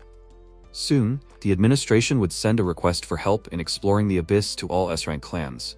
That moment would be the end for that girl. Then he walked to the exit and explained that he would tell her the details later. She mustn't tell anyone. In the present, Mimiya angrily bit her fingernail and said, it was you who suggested it, that damn old man. Sometime later, the Mind Hunters, the main office. The 2 men were having fun playing a game when suddenly they heard shouts, it needs to be stopped. The next second, Mimiya walked up to them and kicked the table, sending it flying into the air. Furuya managed to catch it with his strings, and Mimiya put her hands on her waist and asked indignantly, is he resigning? She was waiting for an explanation. What's wrong with him? Where did the injuries come from? He replied that there had been an accident. In his condition, he could no longer fulfill the agreements, so he was resigning. She sent a powerful pulse of energy at him and said, it's too late. He shouldn't think he could undo everything.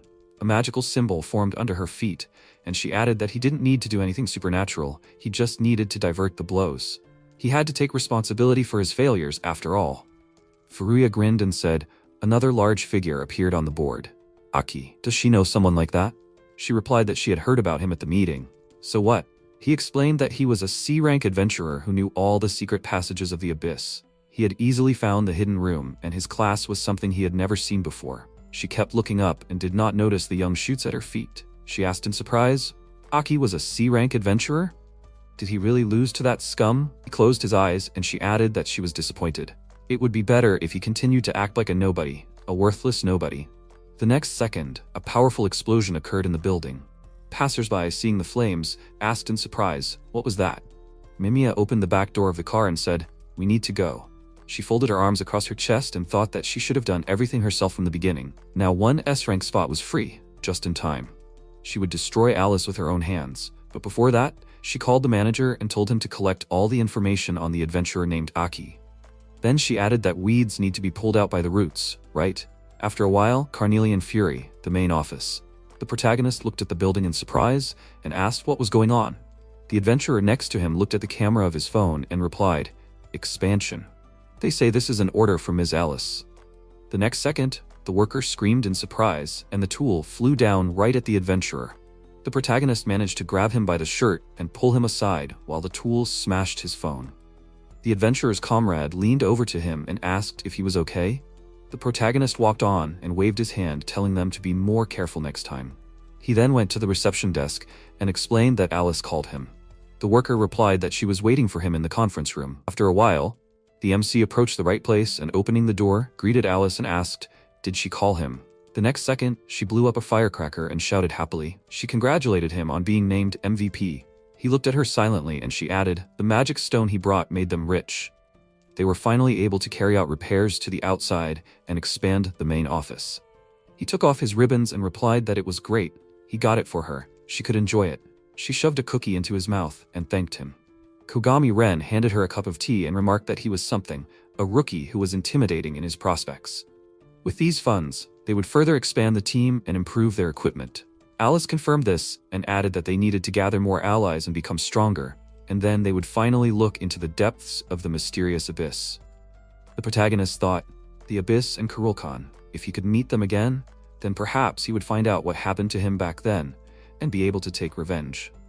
He then asked, is she going to continue her research? Alice handed him a drink and confirmed it. Based on the information that everyone brings, she will develop new strategies.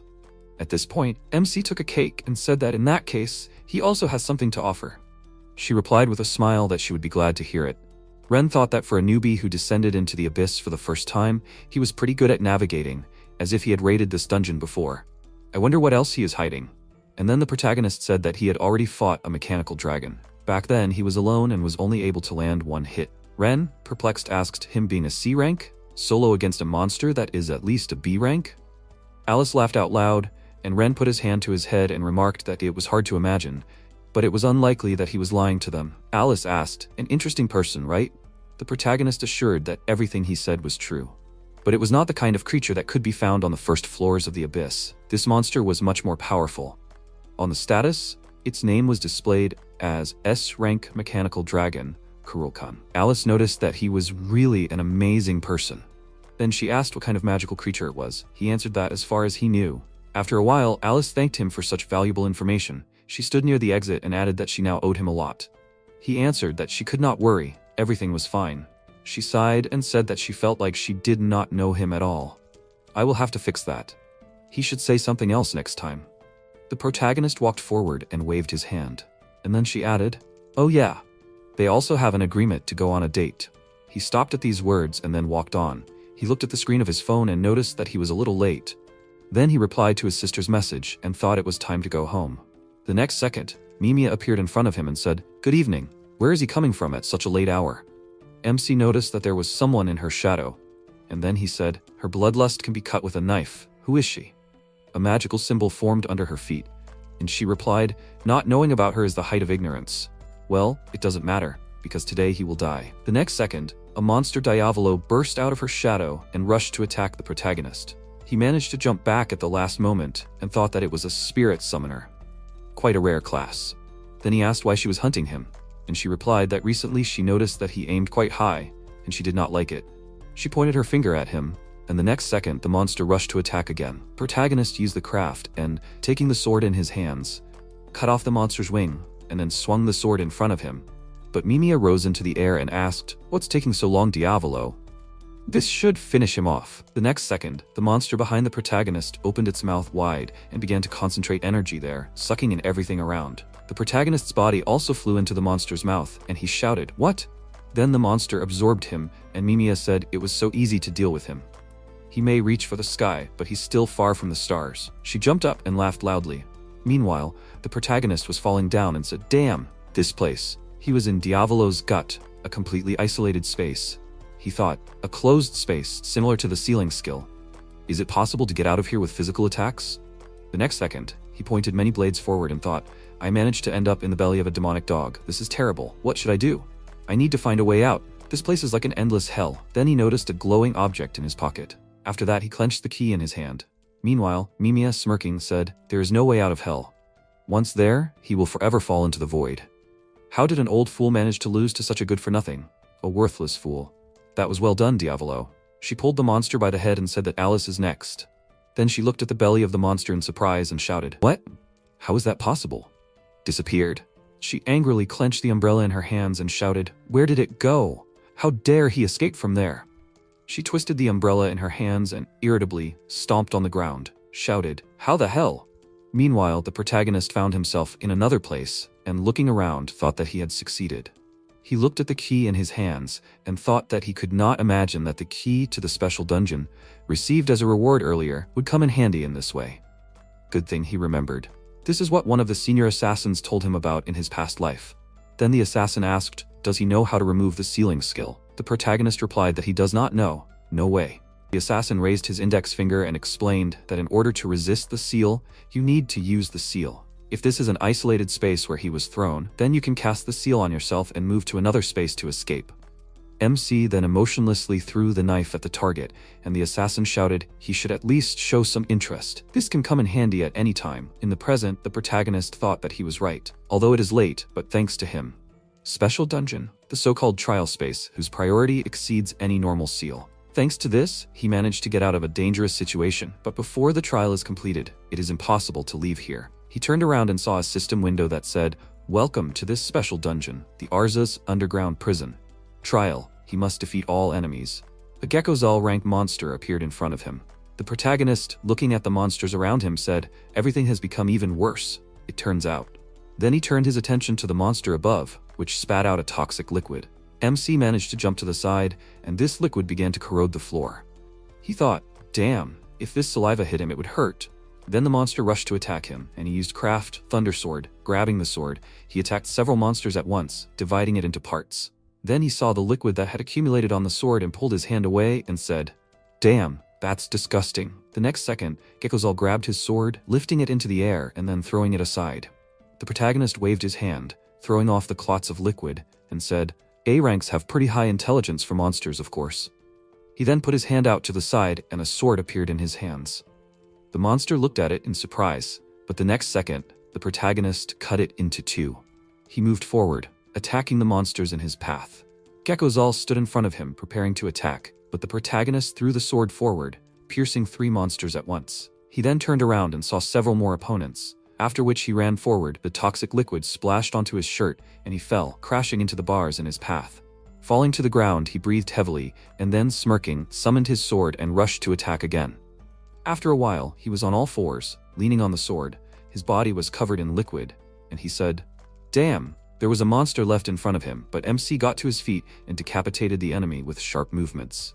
After which he fell to the ground again and, leaning his hands on the floor, breathed heavily.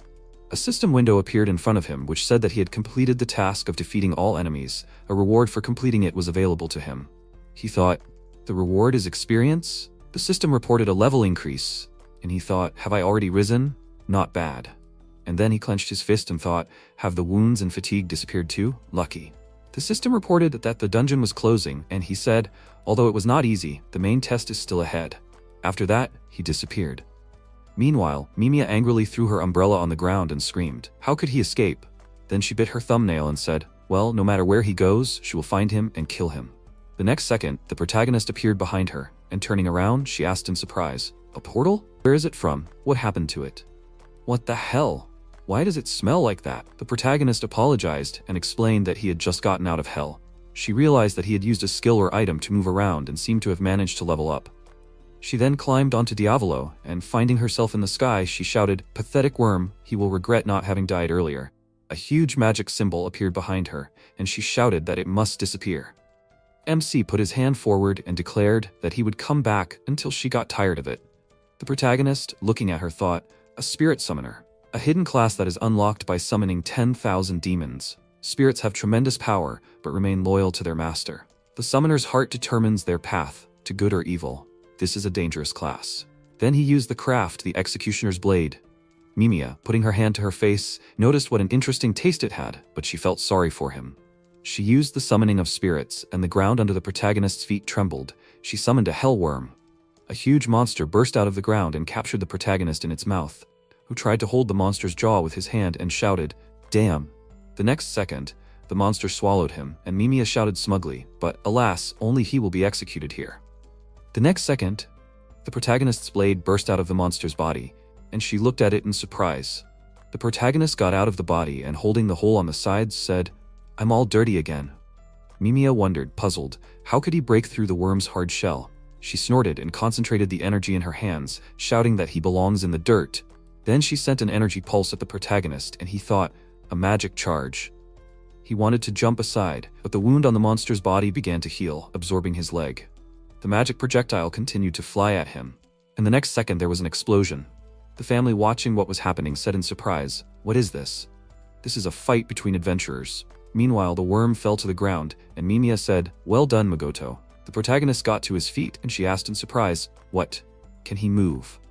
The next second, several more spirits emerged from the magical symbols behind her, and she said that he must surrender. These spirits are willing to die for her. Then she raised her hand and shouted, "Attention! The spirits see that bug. She wants it to tear him apart. It must bring her his head." The next second, the spirits rushed to attack. The MC, holding the sword in his hand, looked at it in horror. The boy, pointing his finger at the sky, said harshly, "Isn't this woman Mimiya? These spirits are like monsters, scary." Mimiya, meanwhile, sitting on the monster, happily declared that only she can shine on the stage. She will not allow anyone to steal her light. She thinks this is enough? Her dear spirits, they must show her his head. But the next second, the protagonist raised the sword with the spirit's head hanging on it, and she looked at it in surprise. The protagonist asked who called the ghost hunter. He took out his sword and explained that the more blood this sword drinks, the sharper and stronger it becomes.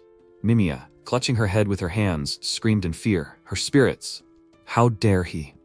He replied that he did not care about her stage, but for attempting to take his life, she would face the consequences. She told him to shut up and keep his stupid threats to himself. She created a magical symbol above herself and declared that she would kill anyone who dared to stand in her way. No rabble would dare reach her heaven. They must all worship her, and only her. She used the summoning of the spirit, Artorias, the Star Knight. The next second, the spirit charged. The protagonist thought, as long as he had Natsu, he would not lose. Then he swung his sword and easily decapitated the knight, grazing the adventurer's chest. She stretched out her hand and said that this could not be. She could not lose. She flew down while memories of children saying that they would not be friends with her because she was a suck-up popped into her head, and she thought that everyone abandoned her. But she was not alone. She always had spirits with her. The next second, she fell on Diavolo. Bleeding, she looked to the side and asked, what was she missing? Diavolo? Then her eyes closed, and the family from the next door continued to watch. The protagonist sighed and said that fighting harangues was quite difficult. She asked for it, but maybe he overdid it? Damn, what a long night. A few years ago, the referee announced the start of the battle. The opponent, looking at Alice, thought that she would be easy to defeat. Then she walked forward, preparing to attack. But Alice threw her into the air with one blow, and the referee declared the end of the fight. And the winner was Alice. She loved to pump up her body. Before she had time to look back, she was already able to challenge people who were much older than her. She couldn't help but be flattered. But then, she could not imagine that she would have to take control of her father. Then, she got out of the car and was happy to see her dad. Running up to him, she waved her hand and shouted, "Here she is." The next second, a portal opened behind her father, and the monster decapitated him. The thing is, her father was killed by a monster with one blow. At first, she thought she was doing it for revenge, because at that moment she couldn't do anything, but now she has many friends. She loved her job, and it became her new reality. She was standing in front of the portal, and at that moment, an adventurer came up to her and said that all the preparations were complete, they could go in. She said that it was great and thanked her. Then she looked at the protagonist and asked what was wrong with him. Now, he looks more manly. He touched the bandage on his face and answered, "Well, nothing serious." Then the adventurer, apologizing, asked, "But is she sure it's a good idea to take him along?" "He's a C rank." Alice replied that she shouldn't worry, he's stronger than he looks. Only he can keep track of her sword. The next second, she swung her weapon, and MC managed to dodge at the last moment. The adventurer held her hat against the rising air and said that she could not see anything. Alice, smiling, assured that she knew what she was talking about. The protagonist thought that even though he could see the sword move, her speed still gave him goosebumps. And then Alice said that it was time to go in, to gather everyone. The protagonist clenched his fist and thought that he could not believe that he would be able to fight shoulder to shoulder with an S-rank clan. He had never dared to dream of such a thing before. Now that he thought about it, he remembered the future. 20 years later, the leader of the Carnelian Fury, Alice, died while conquering the Abyss. The entire clan disappeared with her. Of course, that was still a long way off. But should she go? Alice turned to the adventurer and asked if there was something on her face. She replied that there was not. After a while, they entered the abyss. Several monsters flew out to meet them, but Alice easily decapitated them. MC thought that they had passed the first floor without any problems. After the second, they would easily reach the middle level. A perfect route, no unnecessary movements as expected from the clan. Meanwhile, Alice, turning to the tired adventurers, said that they had worked hard. They would not be in such a hurry from now on, they could rest a little. The next second, she turned her gaze to the side, and the adventurer asked, "Is something wrong?" She waved her hand and shouted, "Everyone back!" A monster of rank S, an Abyss Knight, jumped down from above towards them. The adventurers wondered what the boss was doing on the lower level. Alice explained that it was a dungeon boss class monster. The adventurers added that the question remained the same. What was it doing here? She explained that they were in the abyss. Strange things often happen here. She rather expected something like this. With that, she took out her sword and charged at the knight. One of the clan members shouted, "The lady was able to parry the boss's attack. Unbelievable." She continued the fight, attacking the knight. At that moment, the protagonist joined her and also parried with his sword. The knight flew to the side, and Alice looked at the protagonist and, thanking him, added that she was completely fine. His help was not needed. He said, quite the opposite. As a leader, she should conserve her strength. Then they ran to the attack and shouted that they will deal with this themselves. The protagonist pointed his sword at the knight, but the boss blocked his attack. Alice also made her attack. They advanced forward, pushing the boss back. The adventurers, perplexed, shouted, "What's going on? Isn't he a C rank? Why is he fighting on par with an S rank monster and the mistress? Did he lie about his rank?" Alice shouted with a smile at this moment, "He's not bad, Aki, but he doesn't think it's unfair. He should let her deal with the boss herself." He blocked the knight's attack and said, "No way." He thought, a monster with this level and power, that's what the abyss means. And then they continued the fight. They attacked the knight again. The boss flew back, destroying the ground beneath him. Then it got to its feet, its eyes lit up, and it grabbed its sword again. MC shouted at Alice to be on guard. Something is coming. Then he was surprised. Is that creating fog? Alice turned to her clan members and told them to stay away. The knight waved his arms, spreading the smoke further. The adventurers called out to Alice in alarm, and the next second she was behind the boss. She swung her weapon, but the knight blocked her attack, and she flew back, stopping on the ground. The protagonist thought he couldn't even follow her movements. That's the strength of an S-rank adventurer, Alice. She held her sword out in front of her and said it was her time to shine. The knight took a stance in front of her, and she said the same trick wouldn't work on her twice. The smoke continued to spread, and the next second she was surrounded by several copies of the knight. The protagonist ran towards her and thought, "Damn." He stopped near the spears and, having parried the blow, shouted, "Damn."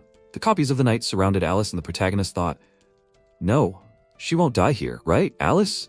The next second she turned around and decapitated all the enemies around her with one swing. Then her sword got caught on the knight's helmet. She tried to push the weapon further, but the boss grabbed her sword with his hands. She closed her eyes, and then with renewed strength she cut through the knight's neck. The adventurers looked on in surprise as the boss knelt down and said, "Princess." He failed to protect her again. A powerful pulse of energy spread out from his body in all directions. The adventurers began to cover themselves with their hands, and Alice said, "A disaster, an abyssal disaster is about to begin." MC thought in surprise, "What?" And she asked if they could report it. Her clan member answered in the affirmative, and she asked if anyone was hurt. If so, then they should pack up and go. The protagonist approached her and asked what an abyssal disaster was. She answered, as she thought, he didn't know either. This phenomenon was discovered only recently. Then she looked at the missing knight in surprise and said, "Okay, they need to go. She will tell them everything along the way." At this moment, a dark elf was watching them from the shadows. The adventurers climbed the stairs, and Alice said, "They say that many monsters from the abyss are the souls of deceased creatures from another world." The protagonist was surprised. "What? Is that possible?" She said that she herself is not entirely sure whether it is true or not. One thing they do know is that souls that experience extremely strong feelings are intertwined with the magic of the abyss and are reborn as powerful monsters that then attack people. If one of them is defeated, these feelings burst out and spread throughout the dungeon, which provokes the monsters to violence. This phenomenon is called the Calamity of the Abyss or the Curse of the Abyss. They say that this may be the cause of the overflow phenomenon. The protagonist thought, overflow, if you think about it, it seems that in the first timeline he already encountered the Calamity of the Abyss. He was attacked by a monster, after which he beheaded the monster, who was screaming. Where? He thought that at that time he was surprised that the monster could talk. Then he asked if there could be some connection. Alice answered that there are many other examples that confirm this theory. He looked at her and noticed that she didn't look well. She replied that she was fine, and he said that she needed to rest for a while. She said that she could still walk, but the next second she collapsed on the floor. He managed to catch her and shouted, "What was wrong with her?" He turned around and shouted in confusion, "Why the hell did everyone fall unconscious at once?" At that moment, the princess appeared in front of him and explained that the disaster of the abyss is not something that can be seen. She waved her hand, filling the space with her energy, and the protagonist thought that this was the first time he had met such a monster. She put her hand to her face and said that she didn't think he had time for discussion. These people would soon die and become food for the abyss. He shouted in confusion, "What?" She spread her arms out to the sides and added that if he wanted to survive, he should leave the abyss now. She thought that he would be able to carry at least this woman out of here. He thought, so it was because of her. Damn, if she's telling the truth, he won't be able to take them all out. But then the rest of the clan will die. What should we do? Next second, an ice shard flew past the princess. She put her hand forward, stopping it. Then she said, "Another daredevil who isn't afraid of disaster?" Kiraha Daigo came out to them and said that he had already warned her. Alice wasn't able to challenge the abyss. MC turned to him in surprise, and the dark elf pulled the crystals to herself and, licking her lips, said, "Dense high-frequency magic. What a beauty." He replied that he was pleased to hear praise from her, a dark elf. The protagonist was surprised. "A dark elf?" He replied, "A magical life form that lives on the middle floors of the abyss. Excellent magicians, and their specialty is mental magic. No matter how strong he is, without stability, he won't pass by her." The princess asked, "Did he have a plan, young man?" But it seemed like he could have handled her just fine without it. He smiled and replied that it was true. After all, he was perfect. She tossed a strand of her hair and said, okay, she would let him pass. But he shouldn't be so frivolous. Otherwise, before he knew it, the flames of disaster would burn him to ashes. He nodded and then, turning to the protagonist, apologized and said that they would move on. After all, his people couldn't maintain stability forever, and he advised him to leave this place with Alice. The ice guard would deal with the abyss. The protagonist thought that it was true. It would be better to take Alice and leave now. However, if the Carnelian clan left empty-handed, their position among the S-rank clans would decrease, and it was unlikely that they would be able to challenge the abyss again. Then he stood up and, holding his sword in front of him, declared that he would not leave. He just needed to defeat her to move forward, right? He thought that this way he would repay her for everything. The princess asked, "Is this his final decision? How cocky. I wonder how long he will last." And then she snapped her fingers, and several more elves appeared behind her. MC thought in surprise, "More elves?" The princess concentrated energy above herself and said, "In the darkness of the abyss, they are the best at navigating. Side charge!" She sent several powerful impulses straight at the protagonist, and he ran forward, trying to reflect the attacks. But the next second, one of the elves jumped on him and wanted to hit him with a fist, but the protagonist managed to hold his sword in front of himself, blocking the attack. Then he swung his sword, throwing the elf back. He thought, what happened to their skin? It's so hard. And then the elves used the Dance of the Dead. Resonance. The next second, corpse hands started to appear from the stairs, trying to grab the protagonist. Another elf waved his hand, releasing a pulse of energy. The protagonist thought, damn, the attacks hit him, and the other elf grabbed his head and, lifting him into the air, slammed him against the wall. The princess was surprised. Is he really that weak? But then she saw the elf's body pierced by the protagonist's sword. Blood was running down his face, and he thought that he could not see anything. She asked, how did he like that? Abyss. This should demonstrate its power. Light scattered across the space, and the protagonist thought, this. His memories seemed to start burning. It was the ability of the calamity of the abyss, oblivion.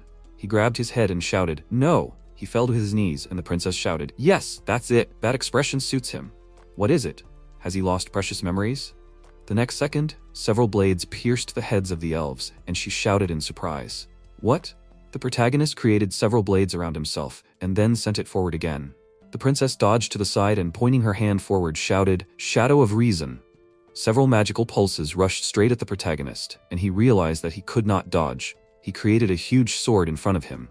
But the clots of energy passed through it. The princess laughed loudly and shouted, no way! He will not escape from her. MC put his hand out and looked in horror at the energy pulses approaching him, and then pushed off the ground and, swinging his sword, ran to attack, but almost reaching the target, he fell to the floor.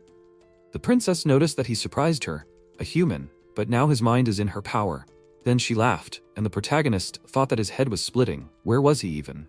Opening his eyes, he saw his legs and the blade in his hands. He thought, Did he really have this dagger? And then he heard a scream. He should open his eyes. Stop sleeping. Then he hit the stairs and turned around to see adventurers, one of whom leaned over and smirked at him. What a useless assassin. He looked at them in surprise, and the mage said, despite being S rank, he was useless. The knight noticed that the assassin profession was last century. The protagonist wondered why they were here. No, that's right, he was exposed because he was the weakest assassin. A monster jumped on him from the stairs, and he used a skill, Shadow Step. The next second, he disappeared, and then appeared behind the monster and attacked it in the back. He thought that the armor was too strong. Then the monster turned around and hit the protagonist, causing him to fly back. Clutching his head, he thought, damn. A knight approached him and asked, but why is he climbing? The mage asked, what is the point of his heroism? Is he just bait? Why is he trying so hard? Did he seriously want to kill the monster with this pathetic thing in a toothpick? Laughable, really stupid. The protagonist crouched on the ground and thought, really, why? He felt that he could kill it, but he did not have strong skills or high stats, since his profession was the weakest. And then he looked at the image of his sister in his necklace, and thought that he had not been able to help her. He remembered how he told her that maybe she would get better soon. Then he put his hand to his head and thought, no, stop! What is this? This is strange. He does not remember saying such a thing. At this moment, the knight, turning to him, shouted, idiot! Is he even going to get up? He replied that he was already on his way. Then, they continued on their way up the stairs, and the knight said that the abyss turned out to be a fairly simple dungeon.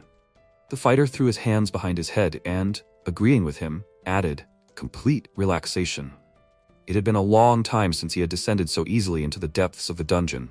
The magician said that they had been warned about some kind of disaster. The knight waved his hand and told her to forget it. Nothing would happen. The next second, the magician looked at the hole in the wall and asked, what is this? Walking inside, the fighter asked, a bunch of coffins? She added that she did not like it here. The knight went deeper into the room and said that there could be something valuable here. He suggested looking around. Then they went to the middle floors of the abyss, the Temple of Darkness. The magician asked, have they heard anything about such a place? The fighters spread their arms to the sides and answered negatively. The knight assumed that this was a new area. They needed to be more careful. Then they noticed a coffin that was larger than the others.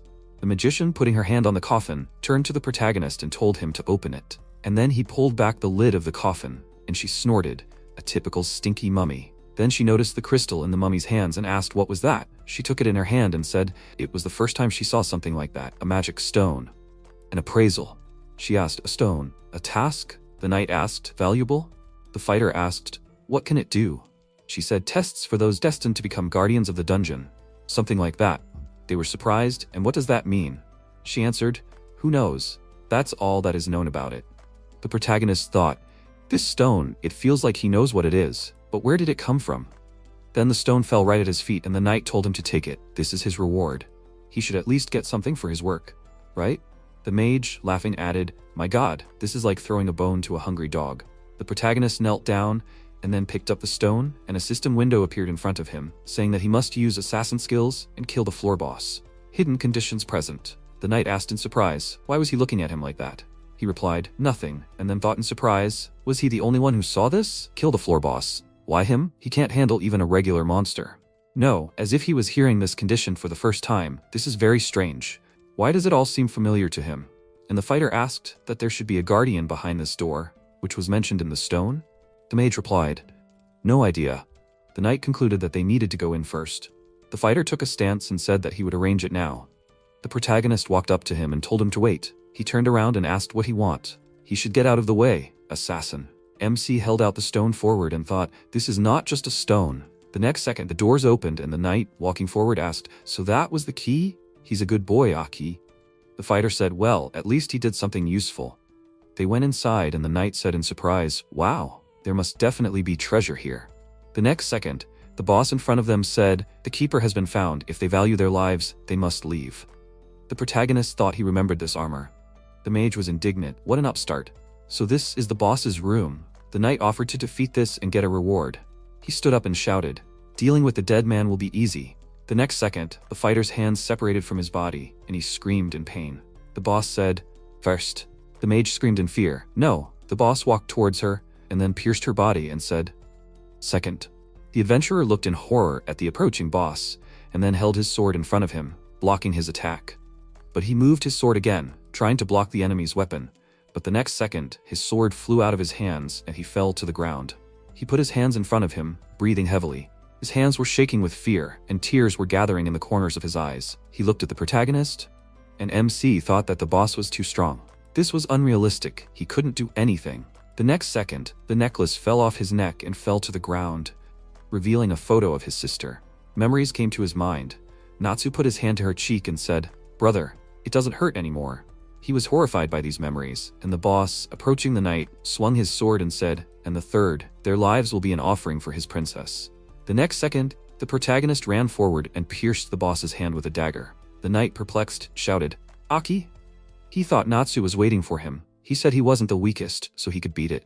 MC kicked him, and then turned to the side and asked if he was okay. The knight replied yes, and anyway, it was not for him to worry about him. He turned around and screamed in fear. Aki looked around and saw a warrior and a mage lying on the ground. The system window reported that he had confirmed his participation in the quest. Temporary release of skills, fusion of shadows. MC wondered, the skill of manipulating the shadows of others? He had never used this assassin skill before.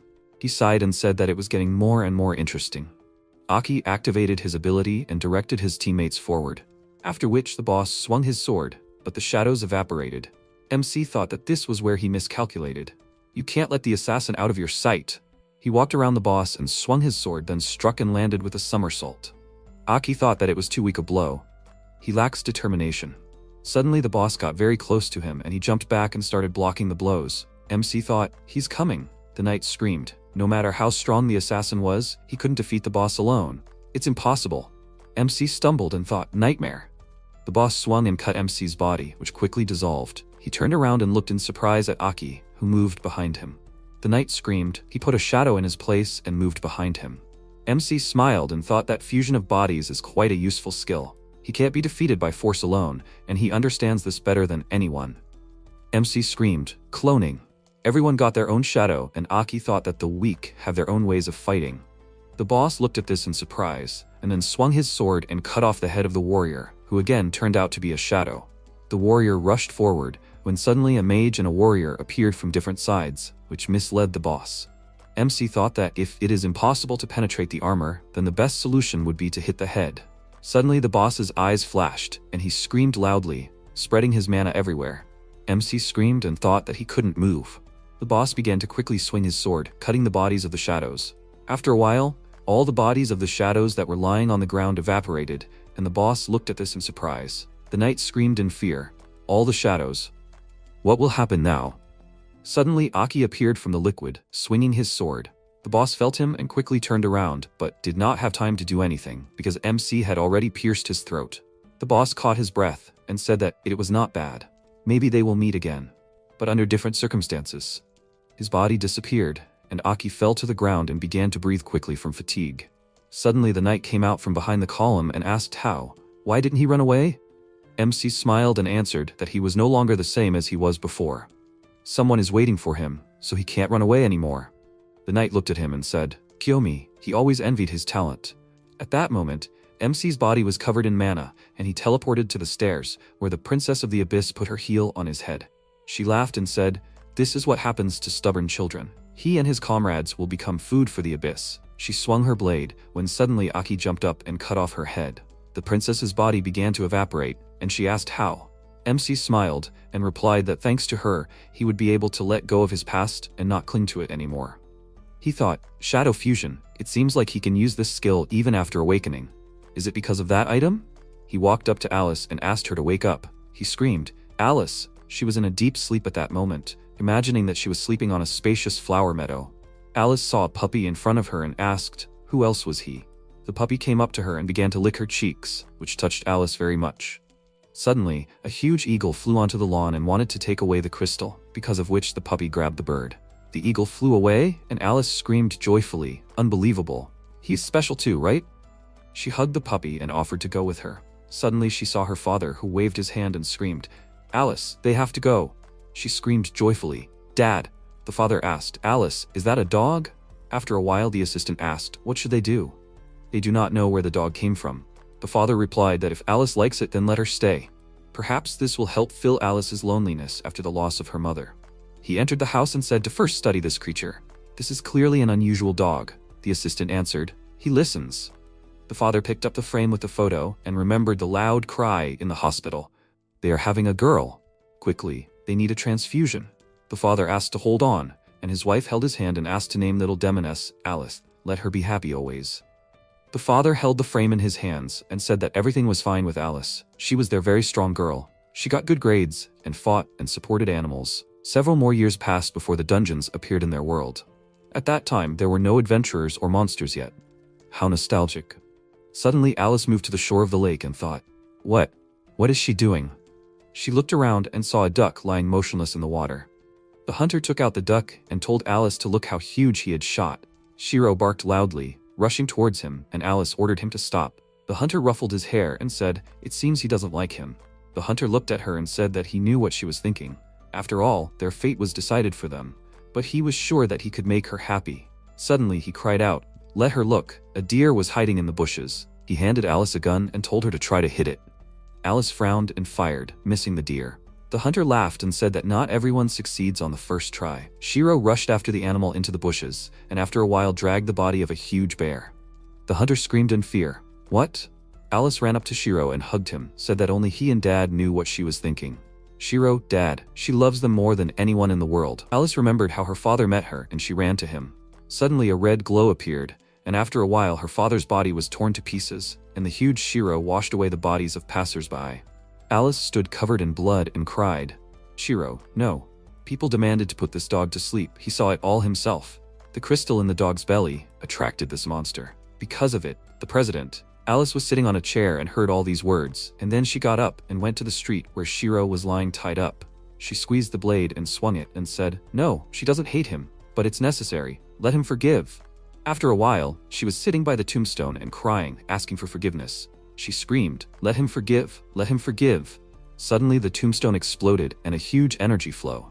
All the loved ones who died appeared in front of Alice and said that it was all her fault.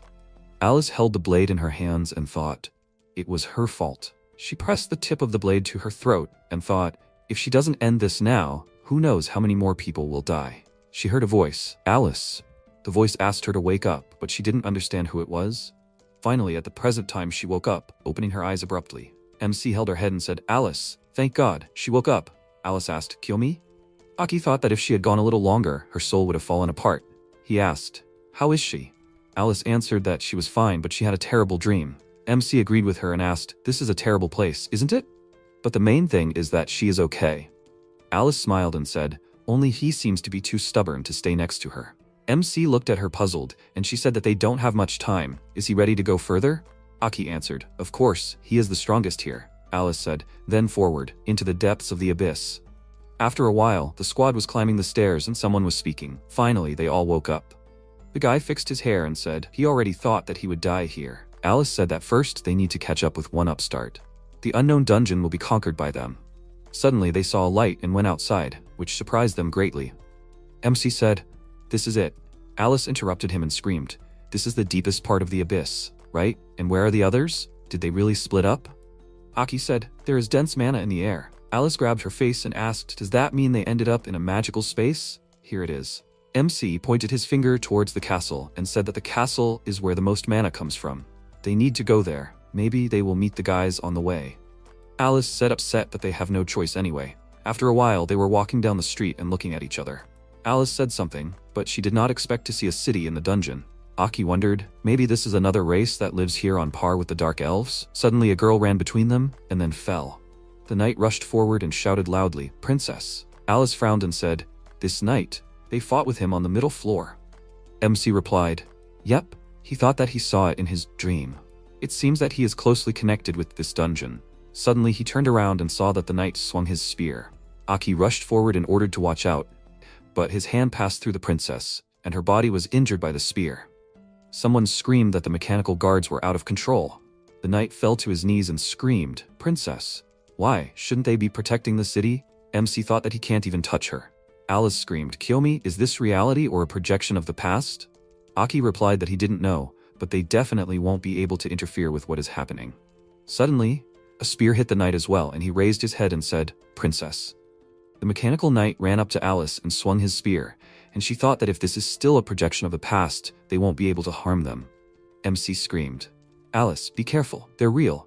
She turned around in fear and then jumped to the side. She stood up and thanked Aki for what he said. She didn't even notice. MC said that among the illusions there are also real mechanical soldiers. He asked her to rely on him. He can recognize them perfectly. Alice smiled and said, "Yes, he is mysterious, like the abyss itself." The system window reported that the task had been updated. "We need to suppress the uprising of mechanical soldiers." MC reached out to the sword that appeared and said that it was high time to use this. He rushed towards the knights and began to dodge spears, and then began to strike. He dealt with several knights, and Alice screamed, "How fast! How does he even tell them apart?"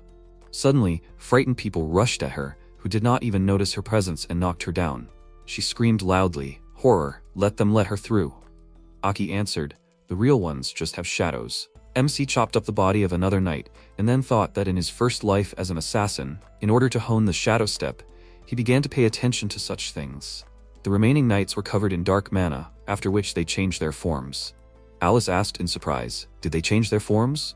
MC swung his sword and thought, "It seems that this is somehow related to Kurulkan." One of the knights began to glow, and then blew up, approaching Aki. Alice screamed in fear, "Kiyomi!" His body was lying on the ground, when suddenly MC screamed, "No need to worry. The real one is here." He moved behind the knight, using shadow fusion. Aki asked the knight, "It seems, is he their commander?" He used craft, after which swords burst out of the portal and slammed into the knight's back. His body blew up, and MC apologized to Alice for not letting her participate in the fight. Alice fixed her hair and replied, "Well, what can I say, but she was lucky to be here with him." The system window reported that the task was completed, and the reward was a magic escape stone. Aki thought about it, and again something rare. After a while they climbed a cliff which overlooked the burning city. Alice extended her hand and said that she did not even feel the heat from the fire. It was all sad. The city was beautiful. It was a pity that they could not do anything.